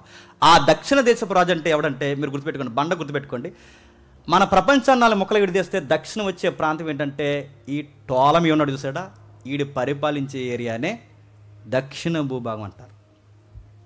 ఏ భూభాగం? దక్షిణ భూభాగం, సౌత్ ఏరియా అదే. ఆ దక్షిణ భూభాగంలో ఐగుప్తి ఉంది, ఆ దక్షిణ భూభాగంలో పాలస్తీనా ఉంది, ఆ దక్షిణ భూభాగంలో అరేబియా ఉంది. ఇప్పుడు చెప్పండి, పాలస్తీనా ఉందంటే పాలస్తీనాన్ని కప్పుకుని ఉన్న ఏరియా ఏ ఏరియా చెప్పండి? ఇజ్రాయెల్. ఇప్పుడు ఇజ్రాయెల్ దేశాన్ని పరిపాలించిన దక్షిణ దేశపు అంటే ఇప్పుడు దానియేలు గ్రంథంలో కనబడుతున్న దక్షిణ దేశపు రాజు ఎవడు చెప్పండి? నేను మళ్ళీ చెప్తున్నాను, అది హిస్టరీ. బాగా వినాలి, అది హిస్టరీ. హిస్టరీ ఇంకా ఏం జరగబోతుందో చెప్పబడిన ప్రాఫెసీ ఇది. అంటే ప్రవచనం నెరవేర్పు, ప్రవచనం నెరవేర్పు. మళ్ళీ విషయం, ఇక్కడ చెప్పిన ప్రవచనం ఎగ్జాక్ట్ జరిగిందంటే పక్కా, మళ్ళీ చెప్తున్నాను, అక్షరం కూడా పల్లుపోకుండా రాణీల ప్రవర్తన వరకు దానియేలు ఏది చెప్పాడు అదే గ్రీకు చరిత్రలో జరిగింది. అందుకేనండి ఈ బైబిల్ని అర్థమైనడు ఎప్పుడు మళ్ళీ చెప్తున్నాను, ఎక్కడ పడితే అక్కడ పెట్టడు. అర్థం కానివాడు కిందటి వర్షిప్ చేస్తున్నాడు. ఈ మధ్య ఆయన ఎవరో వర్షిప్ చేస్తున్నాడు కదా, స్రో అని నాడు అర్థం కాలందరూ ఎక్కడ పడితే అక్కడ బయలు పడేస్తున్నారు, నడుతున్నారు. అందుకే అడుగుతున్నాను, ఇలాంటి ముఖ్యమైన విషయాలు, ఇలాంటి మౌలికమైన విషయాలు, ఇంకా చెప్పాలంటే మనం ఊపిరాడని ఊహకందని విషయాలు రాయబడ్డాయి. కింద రాస్తున్నారు. దక్షిణ దేశపు రాజు టాలమీ అయితే, నేను త్వరగా స్పీడ్గా వెళ్ళిపోతున్నాను ఏమనుకోకండి, టాలమీ అయితే ఉత్తర దేశాన్ని పరిపాలించినారు అంటే సెల్యూకస్. ఆ పక్కన ఉండి చూసారా, వాడు సెల్యూకస్. ఈ సిరియా, బబులోన్ అంటే ఈ పై ప్రాంతం ఉంది చూసారా, ఈ పై ప్రాంతం అంటే మీరు ఏదో అనుకోకండి, ఇలా గోకవరం పై ప్రాంతం అంటే మనకు మ్యాప్ చూస్తే అర్థమవుద్ది. ఇది ఇజ్రాయెల్ అయితే నేను ఇజ్రాయెల్ అనుకోండి. ఇజ్రాయెల్కి రైట్ సైడ్ అంటే ఇజ్రాయెల్కి నార్త్ ఏరియాగా పైకి వెళ్ళిపోతే అంటే ఉత్తర భాగానికి పైకి వెళ్ళిపోతే తగిలే దేశాలే సిరియా. ఈ ఇజ్రాయెల్కి పక్కనే సిరియా దేశం ఉంటుంది కదా, అందుకే పక్కనే సిరియా దేశం ఉంటుంది కనుక ఇజ్రాయెల్ మాట్లాడితే ఏ దేవతలు తెచ్చుకుంటుంటారు? మన పాత మీద రాజుల గ్రంథం ఇవన్నీ చదువుతుంటే ఆ పక్కన ఉంటుంది, అది జంట పక్షిలాగా ఆ పక్కన ఉంటుంది కనుక పక్కనున్న సిరియా దేవతలు అందరినీ తెచ్చుకుంటారు. సిరియా దేవతలు తెచ్చారు, దేవుడు తిడుతుంటాడు, సిరియా దేవతలు ఎందుకు తెచ్చారు, సిరియా దేవతలు ఎందుకు తెచ్చాడంటే ఈ పక్కన ఉంటుంది. ఈ నార్త్ ఏరియా అంటే ఇస్రాయిల్ అంతా నార్త్ ఏరియాకి దగ్గర ఉంటుంది. ఈ నార్త్లో పైకి వెళ్ళిపోతే బబులోన్ తగులుతుంది. ఆ బబులోన్ ఉంది కదా ఇరాక్ ఏరియాలో, అదే యూఫ్రటీస్ టైగ్రీస్. మీకు అర్థం అవ్వట్లేదని నాకు అర్థమవుతుంది, అందుకే సూత్రం చెప్పండి, అర్థమైనట్టే అంతే. మనకి ఏదైతే కనపడుతుంది చూడండి, అదిగో ఇక్కడ బాణం గుర్తులు వేసాడు చూసారా, ఈ కింద బాణం గుర్తులు వేసాడు. ఎప్పుడు మ్యాప్ని నార్త్కే చూపిస్తారు. ఎందుకు అలా జీవించారని అడగండి, నార్త్కే చూపిస్తారు. నార్త్ నుంచే మ్యాప్ను కలవాలి, ఎందుకంటే అక్షాంశాలు రేఖాంశాలు ఉన్నాయిగా అంటే ఏంటని అడగండి. భూమికి అక్షాంశాలు రేఖాంశాలు ఉంటాయిగా, అందుకు నార్త్ని ఇప్పుడు దాని మీద కొలుస్తారు. దేని మీద? మ్యాప్ని. ఆ బాణం గుర్తు ఎందుకు నార్త్ నుంచి ఎందుకు కొలుతుంటే అక్షాంశాల మీద నుంచి రేఖాంశాల మీద నుంచి కొలిస్తే నార్త్ ఏరియాలోనే కరెక్ట్ సిగ్నల్ పడుతుంది. మాకు అలా అనిపించట్లేదండి అంటే ఇంకా అలా అనిపిస్తే అది మ్యాప్ అవ్వదు. ఊరులాగా, కొండలాగా, గోదావరిలో చూపిస్తే అది మ్యాప్ అవుద్దా? లేఅవుట్ అవుద్ది. అది చూపించరు, అన్నీ సింబాలిక్గా ఉంటాయి. సరే, ఏదైతే ఉందో ఏరియాలో ఉత్తర భూభాగంలో మనకు పరిపాలిస్తుంది ఎవరంటే సెల్యూకస్. దక్షిణ భూభాగంలో పరిపాలిస్తుంది ఎవరంటే టాలమీ. ఈ రెండు బండ గుర్తుపెట్టుకోండి, టాలమీ 1, టాలమీ 2, సెల్యూకస్ 1, సెల్యూకస్ 2. ఆ నెక్స్ట్ మనకు కనబడతాయి యాంటికస్ 1, యాంటికస్ 2. వీళ్ళందరూ వస్తుంటారు, మీరు జస్ట్ అనండి అంతే. నేను నాకు సహకరించేది అనండి. ఆ అంటే 11వ అధ్యాయం అయిపోద్ది. ఏం జరుగుతుంది? కిందికి జరుగుతుంది. ఏదో జరుగుతుంది చూడండి కిందికి. కొన్ని సంవత్సరాలు అయిన తర్వాత వారు ఉభయులు కూడుకుంటారు. 5వ వచనమేనా? 5వ వచనం. అయితే దక్షిణ దేశపు రాజు, ఇప్పుడు చెప్పండి, దక్షిణ దేశపు రాజు ఎవడు? టాలమీ. ఉత్తర దేశపు రాజు ఎవడు? ఎవరు? సెల్యూకస్. వీళ్ళిద్దరూ ఏ ప్రభుత్వం కింద ఉండేవారు? అదే ఏ ప్రభుత్వాన్ని విభాగించుకున్నారు? గ్రీకు ప్రభుత్వాన్ని. ఇప్పుడు ఈ గ్రీకు ప్రభుత్వంలో అంతర్గత యుద్ధాలు వచ్చాయి అంటే వీడికి, అంటే ఉత్తరాన ఉన్న వీడికి దక్షిణాన ఉన్న వీడికి పట్టలేదు. పడదని ఎవరు చెప్తున్నారు చెప్పండి? దానే చెప్తున్నాడు. ఇదంతా నడుతున్నాను. ఇప్పుడు మనం మాట్లాడుకునేదంతా నడుతున్నాను. చరిత్ర అంటే చరిత్ర. ఇప్పుడు మనం మాట్లాడుకునేదంతా వాక్యం అంటే చెప్పండి, వాక్యమే. వాక్యంలో చరిత్ర ఉందంటే వాక్యంలో చరిత్ర ఉంది, చరిత్రలో దీనికి క్రొత్త నిబంధనతో లింక్ ఉంది. అందుకే చదువుతున్నా. తూచండి ఇవన్నీ మాకు అర్థం అవ్వట్లేదు, వచ్చే వారం నుంచి రావా అనకండి. కొన్ని వారాలు ఓపు పట్టండి. మత్తయిలోకి వెళ్ళిపోయినంటే అన్నీ అర్థమవుతాయి. ఇంకా మత్తయి నుంచి అన్ని స్టోరీసేగా, అన్నీ అర్థమవుతాయి. నెక్స్ట్ కిందికి. దక్షిణ దేశపు రాజును అతని అధిపతుల్లో ఒకడును బలము పొందెదరు. అతడు ఇతని కంటే గొప్పవాడే ఏలును. అతని ప్రభుత్వం గొప్ప ప్రభుత్వం అగును కొన్ని సంవత్సరములైన పిమ్మట. గొప్ప ప్రభుత్వం అగును అంటే దక్షిణ దేశ ప్రభుత్వం కన్నా, ఇంత కన్ఫ్యూజ్ అయ్యాను, దక్షిణ దేశ ప్రభుత్వం కన్నా ఉత్తర ప్రభుత్వం ఏమవుతుందట? బలం పొందుతుంది. అంటే ఆ టాలమీ ప్రభుత్వం కన్నా ఈ ప్రభుత్వం బలం పొందుతుంది. అంటే వీళ్ళు కొంచెం బలవంతులు అవుతారు. ఆ బలవంతులైన తర్వాత వీళ్ళిద్దరికీ సంధి కుదురుతుందట. ఎందుకు వీళ్ళిద్దరికీ సంధి కుదురుతుంది అంటే ఇందులో ఒక లేడీ ఇన్వాల్వ్మెంట్ ఉంటుంది. ఆవిడ పేరు బెర్నికస్. చూడండి ఒకసారి ఆవిడ ఎక్కడుందో. ఆవిడ గురించి వీళ్ళిద్దరూ ఒక్కటవుతారు. ఇలా ఒక్కటవుతారని 6వ వచనం ఆవిడే మేడం, ఆవిడ గారే. ఆవిడ గురించి ఇక్కడ ఉంటుంది చూడండి, కిందకి చదవండి ఒకసారి. దాని పేరు ఉండదు కానీ ఆవిడ గురించి ఇక్కడ ఉంటుంది. ఇక్కడ చదవండి ఒకసారి. దక్షిణ దేశపు రాజకుమారి. ఇది ఈవిడే. ఎవరు? బెర్నికస్. ఎవరైతే ఉన్నారో ఈ దక్షిణ దేశపు రాజకుమారి అంటే టాలమీ కుమార్తె ఎవరు? మీకు ఇంతగా అనిపిస్తుందో లేదో, ఇంకా ఈవిడ పుట్టలేదు, ఇలా పుట్టలేదు, ఇలా తాత పుట్టలేదు, ఎవడో పుట్టక ముందే ఈవిడ పుడతాది. వీళ్ళిద్దరు ఒకటవుతారు. వీళ్ళిద్దరు విషయంలో అంటే ఈ ఉత్తరాన దక్షిణ ఉన్నవాడు వీళ్ళ పెళ్ళి అంటే ఈ పిల్ల పెళ్లి విషయంలో ఒకటవుతారని ముందే బైబిల్ చెప్పేసింది. అంటే నేను అడుగుతున్నాను, ఇది కల్పించి రాసింది అనేవాడికి నోరేలా అవుతుందండి? ఇది ఊహించి రాశారన్న వాడికి అడుగుతున్నాడికి చరిత్ర ఎలా, అసలు కనీసం చరిత్ర చదివాడండి? ఇది ఊహించిన పుస్తకం ఎలా అనగలుగుతున్నాడు అంటే వీళ్ళకి హిస్టరీ పూర్తిగా తెలియక, చదవక. అందుకే చూడండి, ఈ అమ్మాయి గురించి రాస్తున్నాడు. ఏమని రాస్తున్నాడు చూడండి. కొన్ని సంవత్సరములైన పిమ్మట వాళ్ళ ఉభయుగులు కూడుకొందరు మరియు వారు ఉభయులు సమాధాన పడవలనని కోరగా దక్షిణ దేశపు రాజు కుమార్తె అంటే టాలమీ కుమార్తె ఉత్తర దేశపు రాజు వద్దకు వచ్చును. అయినను ఆమె భుజ బలము నిలుపుకొన నేరదు. బాగా వినాలి. కిందకు వచ్చేసరికి ఉత్తర దేశపు రాజు అనగానే ఇప్పుడు ఎవరు? సెల్యూకస్ ఉండేటప్పటికి. టాలమీ కూతురు పుట్టిందంటే ఇంకా ఇంకా ఉంటాడాడు. వాళ్ళ జనరేషన్ ముగిసిందనేగా. వాళ్ళ కూతురు పుట్టిందంటే నెక్స్ట్ జనరేషన్కి వచ్చారని. అంటే టాలమీ 1, టాలమీ 2 అంటే ఈ టాలమీ అనేది క్యాడరు. ఈ క్యాడర్కి పేర్లు ఉంటాయి. ఫరో అనేది ఎలా క్యాడరో, ఏరోద్ అనేది ఎలా క్యాడరో, టాలమీ, సెల్యూకస్ ఇవి క్యాడర్స్ అన్నమాట. అంటే వాళ్ళ వంశాలనే అధికారికంగా అధికార స్థానాలుగా ప్రకటించుకున్నారు. కొన్నిసార్లు అవి పేర్లుగా పిలవబడ్డాయి, కొన్నిసార్లు అవి అధికారికంగా కూడా పిలవబడ్డాయి. అయితే ఇక్కడికి వచ్చేసరికి ఈ అమ్మాయిని చేసుకున్నది ఎవరంటే యాంటికస్ II. అప్పటికి వీడికి పెళ్ళి అయింది. ఎవరికి? యాంటికస్ ఎవరైతే పెళ్ళి అయింది. ఈ కొంతమంది సలహాలు ఇచ్చే బ్యాచ్ ఉంటారు చూస్తారు. ఈ సలహాలు ఇచ్చే బ్యాచ్ ఏమన్నారంటే అమ్మాయి మంచిది, మన ప్రభుత్వం ఈడే కళ్ళేవనుకో అలా ఉంది బొమ్మ, ఆ పిల్లని చేసుకున్నా పోయి ఉంటాయి. ఎందుకు నవ్వుతున్నాడు సుధాకరా? స్రో అన్నట్టు. సరే, యాంటికస్ II ఎవరైతే ఉన్నారో యాంటికస్ II ఆ అమ్మాయిని చేసుకున్న తర్వాత ముందు అమ్మాయి ఉంటుంది. ముందు అమ్మాయి గురించి సలహాలు ఇస్తారు. ఏమంటారంటే ఈవిడ మీకు కలిసి రాదు, ప్రభుత్వంలో ఏ విధంగా మీకు సలహాదారిగా అంతగా ఉపయోగకరం ఉంటుంది, ఈవిడైతే కొంచెం రాజ్యం కలిసి వస్తుంది, లెక్కలు అంతా ఎక్సెట్రా ఎక్సెట్రా ఎక్సెట్రా అని చెప్తే ఈడు వెళ్ళి ఆవిడని చేసుకుంటాడు. ఎవరిని? అవును కదా, బెర్నికస్ అమ్మాయిని చేసుకుంటే ఆవిడ గారు వచ్చిన తర్వాత సోగులకి సరదాలకు పోజులు ఎక్కువైపోయింది తప్ప పనికి వచ్చే పనులు తక్కువైపోయాయి. ఆవిడ వచ్చిన తర్వాత కలిసి వచ్చే లాభాల కన్నా నష్టాలు ఎక్కువ జరిగింది. చిరాకు వచ్చి మళ్ళీ పక్కన పెట్టేశాడు. ఆ పక్కన పెట్టిన తర్వాత వదిలేసిన ఆవిడ మొదట అవడం చూసారా, ఆవిడని మళ్ళీ పెళ్లి చేసుకుంటాడు. అందుకే అక్కడ రాశాడు చూడండి. ఆవిడ వచ్చిన తర్వాత ఏం జరుగుతుంది అక్కడ రాస్తున్నాడు చూడండి. అక్కడ కింద రాస్తున్నాడు 6వ వచనంలో. కొన్ని సంవత్సరాలు అయిన పిమ్మట వారు ఉభయులిద్దరూ కూడుకొందరు మరియు వారు ఉభయులు సమాధాన పడవాలని కోరగా దక్షిణ దేశపు రాజకుమార్తె అయిన ఉత్తర దేశపు రాజు వద్దకు వచ్చాను. అంటే యాంటికస్ II దగ్గరకు వచ్చాను. అయినను ఆమె భుజ బలము నిలుపుకొన నేరదు. అది మీకు అర్థమైందా? ఆవిడ వచ్చింది కానీ ఆవిడ వల్ల ఏ ఉపయోగం లేదు. చూడ్డానికి బాగుంది, అందంగా ఉంది, చూడ్డానికి బాగుంది తప్ప ఆవిడ వల్ల ప్రభుత్వానికి ఏ ఉపయోగం లేదు. అందుకే తనకు అర్థమైంది ఈవిడి కన్నా చెప్పండి ఆ మొదట ఆవిడే బెటర్ అని చెప్పి మళ్ళీ ఆవిడని చేసుకుంటాడు, మళ్ళీ ఆవిడ్ని కిందికి. అయినను ఆమె భుజబలం నిలుపుకుంటారు, అతడైనను అతని భుజబలమైన నిలవదు. వారు ఆమె తీసుకొని వచ్చిన వారిని, ఆమెను కనిన వారిని, ఆమెను బలపరిచిన వారిని ఆవిడ తీసుకెళ్ళి మళ్ళీ అప్పగించారు. బాబు మీ అమ్మాయికి నమస్కారం, మీ అమ్మాయి వాళ్ళు మాకైతే కలిసి వస్తుంది అనుకుని, మీ అమ్మాయి వాళ్ళు కలిసి వచ్చే కన్నా ఉన్నది పోయేలాగా ఉంది, తీసుకెళ్ళిపోయిన దయచేసి అని చెప్పి ఆవిడతో పాటు మళ్ళీ సైన్యం వద్దరు కదండి.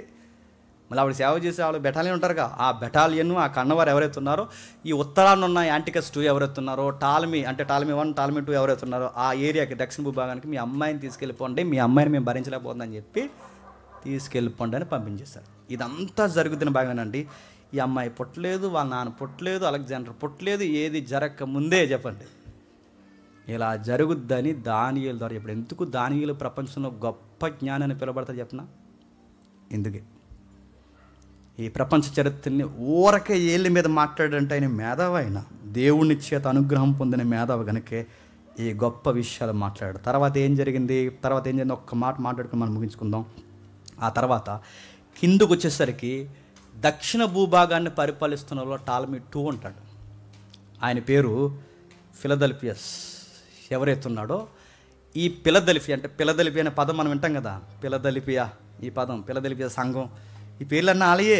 మన కొత్త మంది ఎందుకు చదువుతుందో మనకు తెలియదు, మనకి వాళ్ళే గ్రీకు ప్రభావం అలా పడింది. ఈ ఫిలదెల్ఫియా ఎవరైతే ఉన్నాడో, ఈ ఫిలదెల్ఫియస్ ఎవరైతే ఉన్నాడో ఈయన సరిగ్గా మీరు బాగా వినాలి, సరిగ్గా క్రీస్తు పూర్వం, సరిగ్గా నాకు నెంబర్ గుర్తులేదు, క్రీస్తు పూర్వం ఆయన పరిపాలిస్తున్న టైంలో గ్రంథాలయాలకి పెద్ద పెట్టేశాడు. దేనికి?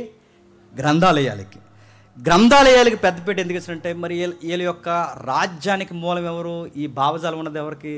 అలెగ్జాండర్. విద్యను నేర్పించాలి, మన గణిత శాస్త్రం అందరికీ తెలియాలి, మన పౌరులు బాగా చదువుకున్న వారే ఉండాలన్న ఈ భావం ఆ పెద్ద ఆయన దగ్గర నుంచి ఉంది కనుక ఆ భావాన్ని అప్పుడప్పుడు ఇలాంటి రాజులు ఇంకా ముందుకి కొనసాగించారు. ఆ కొనసాగించిన వీళ్ళు ఏం చేశారంటే ఫస్ట్ టైం లైబ్రరీలు స్టార్ట్ చేసింది వీళ్ళే, గ్రంథాలయాలు స్టార్ట్ చేసింది వీళ్ళే. గ్రంథాలయాలు పెట్టి జ్ఞానయుక్తమైన పుస్తకాలు తెచ్చి అక్కడ పెట్టి పౌరులను చదవమని ఉచిత విద్యను నేర్పించడానికి పెద్దపీట వేసింది వీళ్ళే. ఆ ఉచిత విద్యను చదివించడానికి పెద్దపీట వేసిన టైంలో గ్రంథాలయం తయారు చేస్తే కేవలం గ్రీకు పుస్తకాలే కాకుండా పక్కనున్న పుస్తకాలు ఇతర పుస్తకాలను తెప్పించారు. ఆ పుస్తకాల్లో యూదుల పుస్తకం కూడా తెప్పించారు. ఆ యూదుల పుస్తకమే చెప్పండి తోరా.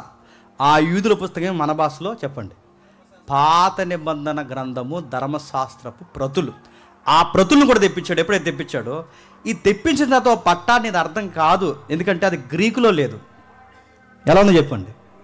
హెబ్రీలో ఉంది. అది గ్రీకులో లేదు కనుక హెబ్రీలో ఉంది కనుక మరి ఇది అర్థం కావాలంటే ఏం చేయాలంటే యెరూషలేములో ప్రధాన యాజకులు ఉంటారుగా, ఆ ప్రధాన యాజకులు మరి ఈ ప్రభుత్వం కింద బతుకుతున్నారు కదా, టాలమీ అంటే దక్షిణంలో ఉన్నారుగా, పాలస్తీనా ఏదైతే ఉన్నారో వీళ్ళంతా ఈ కిందే బతుకుతున్నారు కనుక ఆ యెరూషలేములో ఉన్న ప్రధాన యాజకుడికి కౌరు పంపి, బాబు మీ పుస్తకం కూడా మా పౌరులు చదువుకోవాలి, ఆ గ్రంథం అందరూ చదవాలి కనుక అది మా భాషలోకి తర్జుమా చేయడానికి కొంతమంది వ్యక్తులను పంపండి అంటే అక్కడున్న ప్రధాన యాజకుడు 72 మందిని పంపిస్తాడు. ఎంతమందిని? మీరు బాగా చదువు, ఇది ఒక్కటి మీరు గుర్తుపెట్టుకోండి. మీరు నిఘంటువులు వాడుతున్నప్పుడు, పాత నిబంధన బైబిల్ వాడుతున్నప్పుడు, పాతకాలం ఫుట్ నోట్లు వాడుతున్నప్పుడు LXX అని రాస్తారు చూసారా, అది మీకు అర్థం కావాలంటే ఖచ్చితంగా ఈ టెక్స్ట్ మీకు అర్థం కావాలి. నెక్స్ట్ ఎప్పుడైతే ఈ 72 మందిని పంపిస్తాడు, ఈ 72 మందిని పంపిస్తే మార్గం మధ్యలో ఇద్దరు చచ్చిపోతారు. 70 మంది ఉంటారు. ఈ 70 మంది వచ్చి 70 మందిని వేరు కూర్చోబెట్టి తర్జుమా చేయండి బాబు అంటే 70 మంది కూడా అందరూ పొల్లు పోకుండా ఒకేలాగా తర్జుమా చేస్తారు. అప్పుడు అలా అంటారు, ఇది నిజంగా గొప్ప పుస్తకము, దీన్ని వెంబడిస్తున్న వారు కూడా గొప్ప వ్యక్తులు అని చెప్పి ఈ పుస్తకం అందరూ చదవాలని తీసుకొచ్చి దాన్ని లైబ్రరీలో పెడితే ఆ లైబ్రరీలో పెట్టిన పుస్తకాన్ని చదివిన పౌరుడే అపోల్లో. అర్థమైపోయినా చెప్పండి?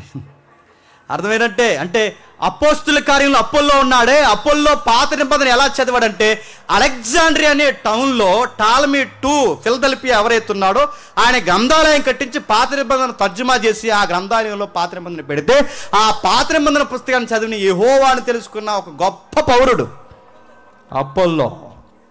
అందుకే మహావిద్యను అభ్యసించిన అపోల్లో అని రాస్తారంటే వీళ్ళకి విద్య ఎక్కువ, వీళ్ళకి చదువు ఎక్కువ. ఈ చదువులో దేవుని పుస్తకాలు చదివి దేవుని సువార్తను నేర్చుకుని పౌలంతటి గొప్ప సేవనం చేసేంత పోటీ ఇచ్చారు వీళ్ళు. అయితే బాగా వినాలి, ఈ 70 మందిని తీసుకొస్తే ఈ 70 మందిని గ్రీకులు ఏమని పిలుస్తారంటే సెప్టిజెంట్ అంటారు. ఏమంటారు? సెప్టిజెంట్. అంటే సెప్టిజెంట్ అనే దానికి మనం ఈక్వల్ టు పెడితే 70 అని అర్థం. 70ని రోమన్ అంకులు ఎలా రాస్తారంటే, అంటే తర్వాత గ్రీక్ నుంచి రోమ్కి వచ్చాక రోమన్ అంకుల్లో దాన్ని ఎలా పిలుస్తారంటే LXX. అంటే LXX అని మనం ఎక్కడైనా నిఘంటువులో చదివిన ఎక్కడ చదివిన గుర్తుపెట్టుకోండి, 70 అని. ఇంకా మీకు బాగుంటే 70 అంటే దేని గుర్తు? సెప్టిజెంట్ అని. సెప్టిజెంట్ అంటే దేని గుర్తు? 70 మంది అండి. 70 మంది అంటే దేని గుర్తు? పాత నిబంధనని ఫస్ట్ టైం గ్రీకులో తర్జుమా చేసిన పుస్తకం అని. సెప్టిజెంట్ అంటే ఏంటంటే గ్రీకు ట్రాన్స్లేషన్ ఓల్డ్ టెస్టమెంట్ అని మీనింగ్ అన్నమాట. అంటే పాత నిబంధనని మొట్టమొదటిసారి గ్రీకులో తర్జుమా చేసిన 70 మంది ప్రస్తావన అని చెప్పడానికి ఈ పదం వాడతారు. దాన్నే LXX అని వాడతారు. అందుకే ఈ పదం వాడుతున్నప్పుడల్లా మనకు గుర్తు రావాల్సింది 70 మంది. దీన్ని ఎందుకు మనం తెలుసుకోవాలంటే బాగా వినాలి, మత్తే కానీ మార్కు కానీ, బాగా వినాలి, మత్తే కానీ మార్కు కానీ లూకా కానీ పౌలు కానీ వీళ్ళందరూ పాత నిబంధనలు ఇలా రాయబడింది అంటారు మధ్య మధ్యలో రాస్తూ. పాత నిబంధనలు ఇలా రాయబడింది అన్నప్పుడు వీళ్ళు కోట్ చేసిన రెఫరెన్స్ ఎక్కడియో తెలుసా? సెప్టిజెంట్లో ఉన్న బైబిల్లోనే, గుర్తుపెట్టుకోండి. అందుకే హిస్టరీ తెలియాలి. అంటే ఇప్పుడు మనం అదే రాస్తాను చూస్తారా, LXX ఈక్వల్ టు 70. వాళ్ళు ఎడదీస్తారు పౌల్ని, L అంటే 50, XX అంటే 10, 70 పైన రాస్తున్నారు చూడండి. అంటే వాళ్ళ యొక్క మీనింగ్ ఏంటంటే గ్రీకులో 70 మంది తర్జుమా. అంటే పౌలు గారు పలానా పాత నిబంధనలు అలా రాశారంటే వీళ్ళు కోట్ చేసి, అంటే ఈ గ్రంథాన్ని కోట్ చేయాలంటే పాత నిబంధనలు ఎబ్రీ గ్రంథాన్ని కానీ గుర్తుపెట్టుకోండి, ఎబ్రీ బైబిల్ కోట్ చేయలేదు వాళ్ళు. చెప్పండి, ఎబ్రీ బైబిల్ కోట్ చేయలేదంటే పౌలు కానీ మత్తయి కానీ లూకా కానీ మార్కు కానీ ఎవరైతే ఉన్నారో వీళ్ళు ఎబ్రీ బైబిల్, అంటే పాత నిబంధనలు ఎబ్రీ బైబిల్ కోట్ చేయలేదు. వాళ్ళు రిఫరెన్స్ కోట్ చేస్తున్నప్పుడు దేన్ని కోట్ చేశారు చెప్పనా? ఈ 70 మంది కోట్ చేశారే, ఈ 70 మంది తర్జుమా చేశారే, ఈ 70 మంది తర్జుమా చేసిన దాన్ని వాళ్ళు కోట్ చేశారు. అందుకే చూడండి, ఈ తర్జుమా నుంచి మొట్టమొదటిసారి మరలా తర్జుమా అయిన పుస్తకమే లాటిన్ బైబిల్ అంటారు. ఏ బైబిల్? Latin Bible. అందుకే లాటిన్ బైబిల్, మన దగ్గర ఉన్న బైబిల్ వేరు, మనది ప్రొటెస్టెంట్, మన దగ్గర ఉన్న బైబిల్ వేరు, లాటిన్ బైబిల్ వేరు. లాటిన్ బైబిల్ ఎవరు వాడతారంటే రోమన్ క్యాథలిక్ వాడతారు. అందుకే మన బైబిల్ పదాలకి, చెప్పండి, రోమన్ క్యాథలిక్ పదాలకి చాలా తేడా ఉంటుంది. అందుకే కొన్ని ఇందులో అర్థం కాకపోతే రోమన్ క్యాథలిక్ చదవాలి.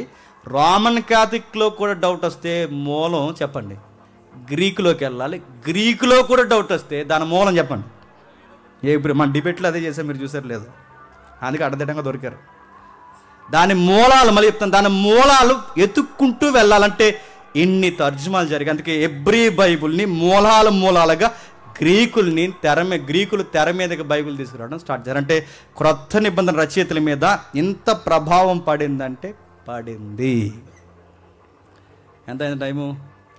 9:20. చెప్పనా ముగించిన? చెయ్యొద్దండి ఒకసారి. చెప్పాలనో వద్దనా? చెప్ప ఎన్ని రోజులకు అవుతాయండి సంబరాలు? నెక్స్ట్ వీక్ అయిపోతాయి. 4 వారాల, వచ్చే నెల 4 తారీఖు, నెక్స్ట్ వీక్ అయిపోద్దా? ఓకే, మనం ముగించుకుందాం, నెక్స్ట్ వీక్ మాట్లాడదాం. ఏదైతుందో ఈ మాట్లాడుతున్న ఈ భావజాలం అంతా, అంటే లాటిన్ బైబిల్ కానీ గ్రీకు బైబిల్ కానీ ఇవన్నీ ఎలా వచ్చాయంటే టాలమీ II అంటే ఫిలదెల్ఫియా ఆయన తర్జుమా చేయించాడు. అందుకే క్రొత్త నిబంధనలు ఎందుకు సడన్గా గ్రీకు పదాలు, గ్రీకు పేర్లు, గ్రీకు వ్యక్తులు, గ్రీకు పౌరులు ఎందుకు తెర మీదకి వస్తారంటే హెలినిజం అనేది చాలా ప్రభావం క్రొత్త నిబంధన మీద పడింది. పడ్డమే కాదు, ఇంకా 11 అధ్యాయం ఉందని నేను ముగిస్తున్నాను. ఈ 11 అధ్యాయంలో గ్రీకు ప్రభుత్వం ఎలా మొక్కలైపోయింది, గ్రీకు ప్రభుత్వంలో సెల్యూకస్ I, యాంటికస్ III ఎవరైతే ఉన్నారో వీళ్ళందరూ, టాలమీ I, టాలమీ II వీళ్ళందరూ ఎవరెవరు ఎలా అంతరించిపోయారో ఈ 11 అధ్యాయం చదువుతుంది. ఈ 11 అధ్యాయం మనం అలా చదువుకుంటూ వస్తే చివరి రోజు ఒక రాజు ఉంటాడు. నేను వచ్చేవారని చెప్పే విషయాలు నేను ముగిస్తున్నాను. టాలమీ IV, యాంటికస్ III వీళ్ళిద్దరూ కలిసి ఒకరితో ఒకరు పొత్తు పెట్టుకోలేక ప్రయత్నాలు చేస్తున్నప్పుడు, ఇందాక బెర్నికస్ ఉంది చూసారా, ఈ బెర్నికస్ లాంటి అమ్మాయిని మళ్ళీ టాలమీ IV ఎవరైతే ఉన్నాడో తన వైఫ్ని ఎరగా పెడతాడనమాట. నా వైఫ్ని తీసుకో అని. కిందకి వెళ్ళాక ఉంటుంది ఆ వచనం, మీరు చదివితే 16వ వచనం అనుకుంటా. కిందికి వెళ్ళిన తర్వాత ఆవిడని తీసుకెళ్తారు, వాళ్ళ వైఫ్ని తీసుకు. ఆవిడ చాలా లాయల్టీగా ఉంటుంది. ఆవిడ అంటుంది, మా ఆయన నన్ను అమ్మేసినంత మాత్రాన నా శీలాన్ని నీకు ఇవ్వను కాక ఇవ్వను అంటుంది. ఆ తర్వాత మళ్ళీ గొడవలు వస్తాయి. మళ్ళీ అంతర్గత పోరు జరుగుతుంది. సరిగ్గా గొడవలు పెట్టుకున్న టైంలో దీపవాసులతో యుద్ధం జరుగుతుంది. ఆ దీపవాసుల పేరే రోమీలు. ఎవరు? మీకు హిస్టరీ అర్థమవుతుంది, ఎక్కడికో దగ్గరకు వస్తున్నాం, అర్థమవుతుందిగా. రోమీలు వస్తున్నారంటే చెప్పండి, క్రొత్త నిబంధన దగ్గర అవుతున్నాడు. ఆ దీపవాసులతో ఫైట్ జరుగుతుంది. అంటే వీళ్ళ మెల్లమెల్లగా అంతర్గత యుద్ధాలు పెట్టుకుని ఒకడి భార్య ఒకరిని, ఒకరి కుమార్తెను ఒకరిని ఇలా మార్చుకుని రకరకాల గొడవలు పెట్టుకుని ఇలా అంతరించిపోతున్న టైంలో దీపవాసుల బలం పెరుగుద్ది. ఆ దీపవాసుల పేరే రోమీలు. ఆ రోమీల్లో ఉన్న మరొకటి పేరే, ఈ పందిని వధిస్తాడు, ఆడి పేరు పందిని యెరూషలేము తీసుకొచ్చి, యెరూషలేమందు హేయమైన వస్తువు నిలబడినప్పుడు యెరూషలేము ఇశ్రాయేలు సమాజమును గమనించని ఇక్కడ రాస్తాడు. ఇక్కడే ఆడి పేరు వచ్చేవారు చెప్తానండి. ఎవరైతే ఉన్నాడో యెరూషలేము అంటే పరిశుద్ధ స్థలమందు హేయమైన వస్తువు నిలబడినప్పుడు చదువువారు గ్రహించుదురు గనక చెవి గలవాడు ఇన్నుగా కంటాడు. చూసారా, ఆడొకడు ఉంటాడు ఇక్కడ, నీచమైన రాజు వాడు. ఆ పనికి మాలినోడు చేసిన పనికి ప్రపంచమంతా చాలా ఏడ్చే పని చేస్తుంది. ఆ టైంలో వాడు చేసిన అంతర్గత విషయాలకి కకలేకలు వద్ది ప్రభుత్వం కూడా చాలా చిందరవందర అయ్యే పరిస్థితులు అయిపోతుంది. వాడి పేరు ఏదో ఉంటుంది, నేను మర్చిపోయాను. సరే చూద్దాం. ఇశ్రాయేలుకి ధర్మశాస్త్ర ప్రకారం పంది అంటే హేయమైన వస్తువు. ఆడికి కావాలని సొలొమోను మందిరంలో, అంటే సొలొమోను పునాదుల మీద ఏం వదిలిస్తాడు తెలుసా?